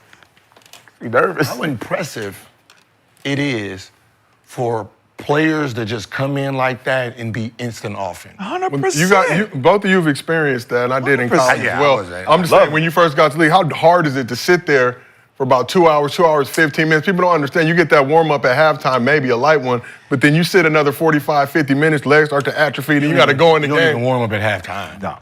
I'm just being, you don't even go back at halftime to warm up. And people don't understand that. I try to get my workout before the layup line, and me and him, we going one-on-one, we doing, but when you do get the opportunity, it's like the mentality you have to have, even knowing you might not play, you might get a minute or 2 minutes, if you're not locked in and say, when they look my way, I'm gonna jump up, I'm gonna take these pants off, and I'm gonna smile and I'm gonna check in, and I'm gonna calculate how many minutes is it, okay, how many points can I get in these minutes? Who am I passing to out here? Nobody. I'm about to go crazy. Now, if you don't have that mentality, you have a mentality of, man, what the fuck you throwing me in the game with 2 minutes left for it, man? What the fuck I'm supposed to do? I had more of that in my mentality. You know what I'm saying? So now it goes from positive, I see what I could do with this opportunity, to negative, what the fuck I'm supposed to do with this opportunity? This ain't enough time. You got to sprint to the score step. No, you got 2 minutes to be instant, right? And unless you prepared for it, like, you know what I mean? Like, okay, we down 20, he gonna put me in. Hey, heat pack. And you start putting the heat packs on your shit like that. That's different though, because you know. You know. But for the most part, you be in that bitch. Yeah, you checked out, you done untied your shoes and shit. Don't even have your shoes, don't even have your orthotics in. No orthotics? I ain't playing tonight. Chilling. And then that nigga call your name and you like, over there eating Starburst, Nihilates, ordering food for Africa. Looking in the stands and shit. Like really, how many games has he played? Hey, ball boy, come here. NBA game. Snacks. So yeah, snacks. No, you sitting there looking. Hey, listen, no, you got the. This is the worst. When one of them young niggas got the stat sheet, just like, this nigga terrible today. Look at this thing. Like, Embiid, them niggas on the bench. Oh my God. Oh my. Look, he playing over me. He playing over me. 17 NBA games. He got 4 turnovers. I'm about to tell my agent. His last NBA action, Gills, you mentioned that 8-minute, 9-point career. My shit was rough, and you know, like when you're a rookie trying to get your first basket, that's stressful. Yo, listen, when you hurt and you at the end of the bench, you hear everybody complains. Oh, yeah. It's the worst. When you hurt, and you even the whispers, and you be like, you be like, God damn, ain't no wonder why I don't sit back. I know y'all niggas be talking. Dog, nimble, they be talking shit. I was the 8th, 9th, 10th. Fracture. I sat behind the bench and I was listening to all. Bro, you hear everything, right? I said, yo, you don't like him? I didn't know y'all didn't like each other. And this motherfucker playing over me. Fuck this nigga. Dog, this is why when people talk about like winning, what's the name, teams and shit. Yeah. Do y'all know what a bench sounds like? A bench sounds crazy. You can be ranked. Listen, OKC's number 1, right? You only see the same 4-5 motherfuckers up there. There's 15 players on that team. What the other motherfuckers? They are not fucking around. Man, fuck them niggas over there getting all that shine and shit. Listen, they could have got a nigga 3 minutes today. You got that on the bench, dog. I've been here since 3. And they've been there since 3 p.m. Yeah. Everybody thinks they should be getting more minutes, for sure, more shots from the number 1 team to the last team. The difference is that the better players on this team got more control. The worst teams, there's no heads. Like fend for yourself. Like let's say Blazers. All fighting for who's gonna beat. Nobody knows nothing. So I ain't passing. You got 15? Oh, that's all you gonna beat with today. I'm looking at your girl all time. It's all type of it's up. It's up in Portland. That's how it was in Minnesota, bro. We hadn't. It was Big Al, but it was like, don't give a Big Al. You got your money. Yeah. It's time for us to get our money too. Listen, if you're the last 3 teams, you just got paid, nigga. You're the last 3 teams in the NBA. Good luck. They all talking. Like if you got 4 to 6 players on a team that are locked in, you are good. Yeah. So, there's not 15 players locked in. So let's. There's just not fucking 15 players locked in to win a championship. My contract coming up, bitch, I'm getting 3 minutes. I am not. Like, I'm going to be out the league if I can't crack this lineup. Yeah. What Jeff Teague said. Remember what Jeff Teague said? Jeff Teague was like, man, the fuck? God damn, I picked the wrong motherfucking team. This motherfucker trash. Like, that's, like, you need. Marco Yard, niggas sitting there with them. If you got 4 to 6 players locked the fuck in, you're good. And Marco had extensive work. Shout out Marco Yard. But let's move on to MostlyFans. Presented by Underdog. Download that. Use promo code GIL. Get up to $1,000 bonus cash plus a special pick'em. So this MostlyFans question related to the topic we were just talking about is from Underdog user Born to Cash. He asked, if only 5 to 6 teams are trying to win a championship each year, can you really blame the players for not playing as hard or not really caring if the organizations don't care? What was the question? When you say the players don't play hard, what players don't play hard? So we had Boogie on yesterday. Boogie said about 6 teams care. You kind of said the same. Yeah. So if only 5 to 6 teams are trying to win a championship each year, can you really blame the players for not playing as hard or not really caring if the organizations don't care? Blaming, no, okay, you get paid to play hard. That's what you get paid off of. But regardless of the organization, I've never heard a complaint about those games being played hard. Those players, like it's still your legacy first.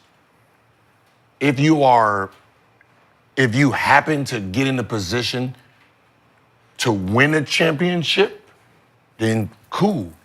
But you still gotta run your race. Like when the motherfuckers say go, you have to still be prepared to run this race. What's in it? Like you know what I mean? Like if they started adding other motherfucking dogs with you to run to help you, like, oh shit, well, hey, welcome to the team. Hell yeah, let's go. But for the most part, you're being judged off of how you are preparing. How you perform. So if they don't want to win, that really, you can't control that. All you can control is, are you in shape?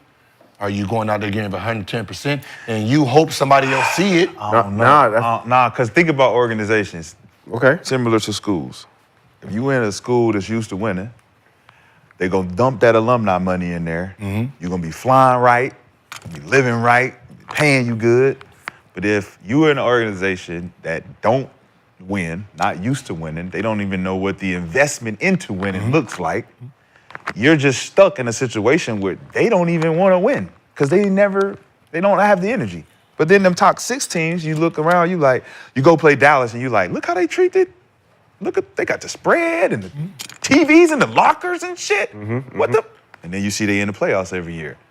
Certain teams get certain treatment because they're the top 6 teams and they want to win. But that's your owner though, right? Yeah, that's what I'm saying. Ownership and all that. So the other organizations, like the question is like, should the players care if the fucking organization don't? Yeah, I cared. I knew Minnesota wasn't a winning place, but I was hoping that we could change the energy. But you can't just do that with one role player. Yeah. And KG wanted to win. I ain't saying he didn't, but it's like with a graveyard situation, it's hard to get the owner to understand you need to spend money in these places to make us a better team. And that's what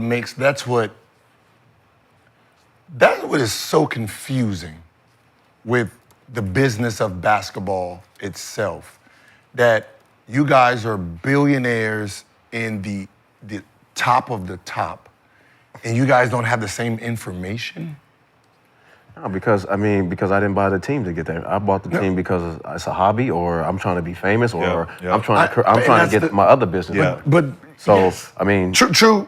Like, you remember when Kenyon Martin said he was on the team, and Al Harrington came to the team and said, "Where's pregame?" Yeah. And he was like, "What is that? We don't have no pregame here." What do you mean you don't have pregame? No, everybody has pregame. We don't have pregame. This is a winning team. Oh, pregame. Pregame meal and then yeah. I can't remember. Like the college, colleges, but pregame meal. Pregame meals where you after shoot around. Yeah. He was like, "Yo, where's the pregame? Where we go? Which floor?" And he was like, we order our own food." I went, "No, hell no," because he was used to that where he came from, Indiana. Right? That's what they did there. Now you're talking about Denver. They're winning games. And they don't have this. When I went to Orlando, like in Orlando off the chain. In Wizards, right? Wizards were different than Golden State. the things that I was hearing about, oh, they got a chef. Can we get a chef? Can we do this? Can we, right? I'm thinking we luxurious. I go to Orlando. The fuck is this? It's off the chain. It's off the chain in Orlando. Like they taking the blood, what you can eat. Okay, you can't eat this, you don't eat it. Like they're fine tuning, and it's like, how is it so different? It's really like some people Beverly Hills and fucking Watts. Yes. There's NBA teams that's considered Watts. Yes. Seriously. 100,000. A fine city, but and they got motherfuckers on there making $200-300 million, but the structure of it is terrible. Can't go outside. No, for sure. That's a fact. Yeah. Like you sitting there like. But some people care about their teams, and some people this is just a hobby though. Some of them motherfuckers just clueless too. You can tell. But I'm making bread either way. Yeah, that's what I'm saying. But as a player, think about it like this. I'm from the organization standpoint. But think about it like this. All right, let's go back to the early 90s, right? Mid 2000s before fucking Blake Griffin. Clippers, right? Where did they practice? Weingarten YMCA. At the YMCA. Yeah. Nail on the wall to hang yourself. El Segundo. Huh? The El Segundo shit. Okay. No, be back in there when my dad was playing for him was YMCA. YMCA. In the hood. Yeah, no, before Blake Griffin. So YMCA in the hood. What time did the building close? Right? 11, 10. Which means as an NBA player, you cannot go to a facility to get extra shots to better yourself. You have to wait on this establishment to open. Open 8 o'clock, right? Whatever. While the rest of the NBA has a key card, can go Good. with 2, 3. Any time of the day. Every Clipper was at such a disadvantage on just getting better that's as a insane. player. You might have to share the court too. Think about that. Think about that. That is insane to think how the Clippers have been bad, and they had to outsource going to go get better. I had to go find a gym. I got to go find a 24-hour fitness. Like I just went. Yes, I'm trying to go shoot because we talk. Nowhere to fucking shoot. We need a new owner. Gotta get off the court. They got Pilates class. They got Pilates at fucking 6. So there was Pilates at 6. Imagine Pilates at 6. Y'all gotta get off. Y'all gotta get out of here. There's no greats gonna come from that establishment because you don't have no structure to help him get to that level. That's facts. And every NBA franchise should be a requirement. It should be a requirement to have all those things. To own a team, you got to do this and this. Yes, to have it available. If you want to buy a team, you got to do this and this, and these are the that's Mark Cuban steps. shit though. I think that's the type of shit Mark Cuban would initiate. He's like, no, my guys got this, and that's why we always like this because we provide the best. He did change the environment inside of locker rooms, like having PlayStations and having actually some shit like. We walk in there like, oh shit, this is y'all's? Miami Heat. Miami Heat. Stuff to make you want to stay in the gym. And I went in their locker room, I said, oh my Lord, this is y'all locker room? I just want to hang out. Shit. Well, that's a good place for us to stop. But before we finish the show, we appreciate all the love for Gil's Arena. Like we've been saying, we're on a mission to get to 1 million. 1 gillion subscribers. Gil's Arena YouTube currently at 926,000 subscribers. Let's go. I'm not impressed. Want to get to 1 million. Yeah, I'm not impressed either, honestly, Gil. Hey, Brian. I'm not impressed. I love to hate you, brother. You will see LeBron tonight. I love to hate you, brother. You will see LeBron tonight. Keep doing your thing. He gonna be in there with his Bron jersey booing. Keep doing your thing. Lakers win by 20 tonight. We will be at the Lakers game tonight. Pull up on us if you're in the suite area. You got to search around and hunt for us, though. Be on the lookout for the dessert cart, too. Hopefully it makes it stop. I don't care if they win and lose. I just want Luka to just... Like, as teammates... I need him to play bad. I need him to play bad. But I know he's going to play good. No, but as teammates, right, you be wanting this for your team. That's when you know you got... The teammates fuck with you like yeah, I got you, dog. Don't even worry about it. You know what I mean? My homie was trying to tell... He's trying to convince me Luka gonna have a bad game. I said, listen, man. Luka see them niggas coming in. He didn't understand, like, we have the conversation as hoopers when we play against the old team that traded us. Don't ask me no fucking questions tonight. Don't ask me. Don't ask me shit. You know I'm not passing to you. You know I got 50 tickets, all my people in the stands. We going ham tonight. If he don't shoot 25 shots, I can tell you this right now. If he don't get a minimum of 25 shots. Something's up. JJ, brother, you getting fired. Get out of here. But you know that's how petty. Bro, it's you know Luka that's night. how petty it is. It's Luka night. Do not sub me out, Give me all. I need at least 16 points in the first quarter. Championship. No, fuck all that. Not tonight. Hey, if I don't do this right here, Not tonight. hey, listen, if I don't do this right here, Don't look at me. I don't want to hear it. When I hear, I ain't looking. I'm not looking. There's no reason. You're not. I bet not feel this. Hey, You got and I gotta do one of these. Not tonight. What the fuck you got? Not tonight. I'm looking right at the JJ. The fuck is you doing? Nigga, hey, you gonna be, hey, motherfucker, what you doing tonight? You already know what time it is, man. Well, we will be there to see it. I'm gonna give you a minute. No, I don't need no motherfucking minute, All dog. the time out, motherfucker. Don't sub me out. Yeah, Call we time will- out. The whole Gills Arena crew will be there to see it. If you David see us, Robinson, last you can- game of the season. You can get into our 17. suite, pull up on us. But back to the Gillian subscriber giveaway. So we got, 926,000? That means we're giving away $2,000 on the show right now. We appreciate everybody watching and for the support. So first winner is Leak MO. Leak MO. Oh. $1,000. I'll be at the casino too much, man. That's not the casino sound. This That is ain't- illegal cable sound. I Stop. know that sound. When I'm watching that shit constantly pops up, and I'm like, I'm waiting for it to go away. That's diabolical to get that The sound. price is right. Second winner, Reezy I Am. Reezy I Am, you got $1,000 coming from Underdog. We appreciate you. Shout out to everybody on this couch. Shout out to everybody in the chat for continuing to pull up every day and support this show. This has been another episode of Gills Arena presented by Underdog. Whoa, whoa! We will see y'all tomorrow.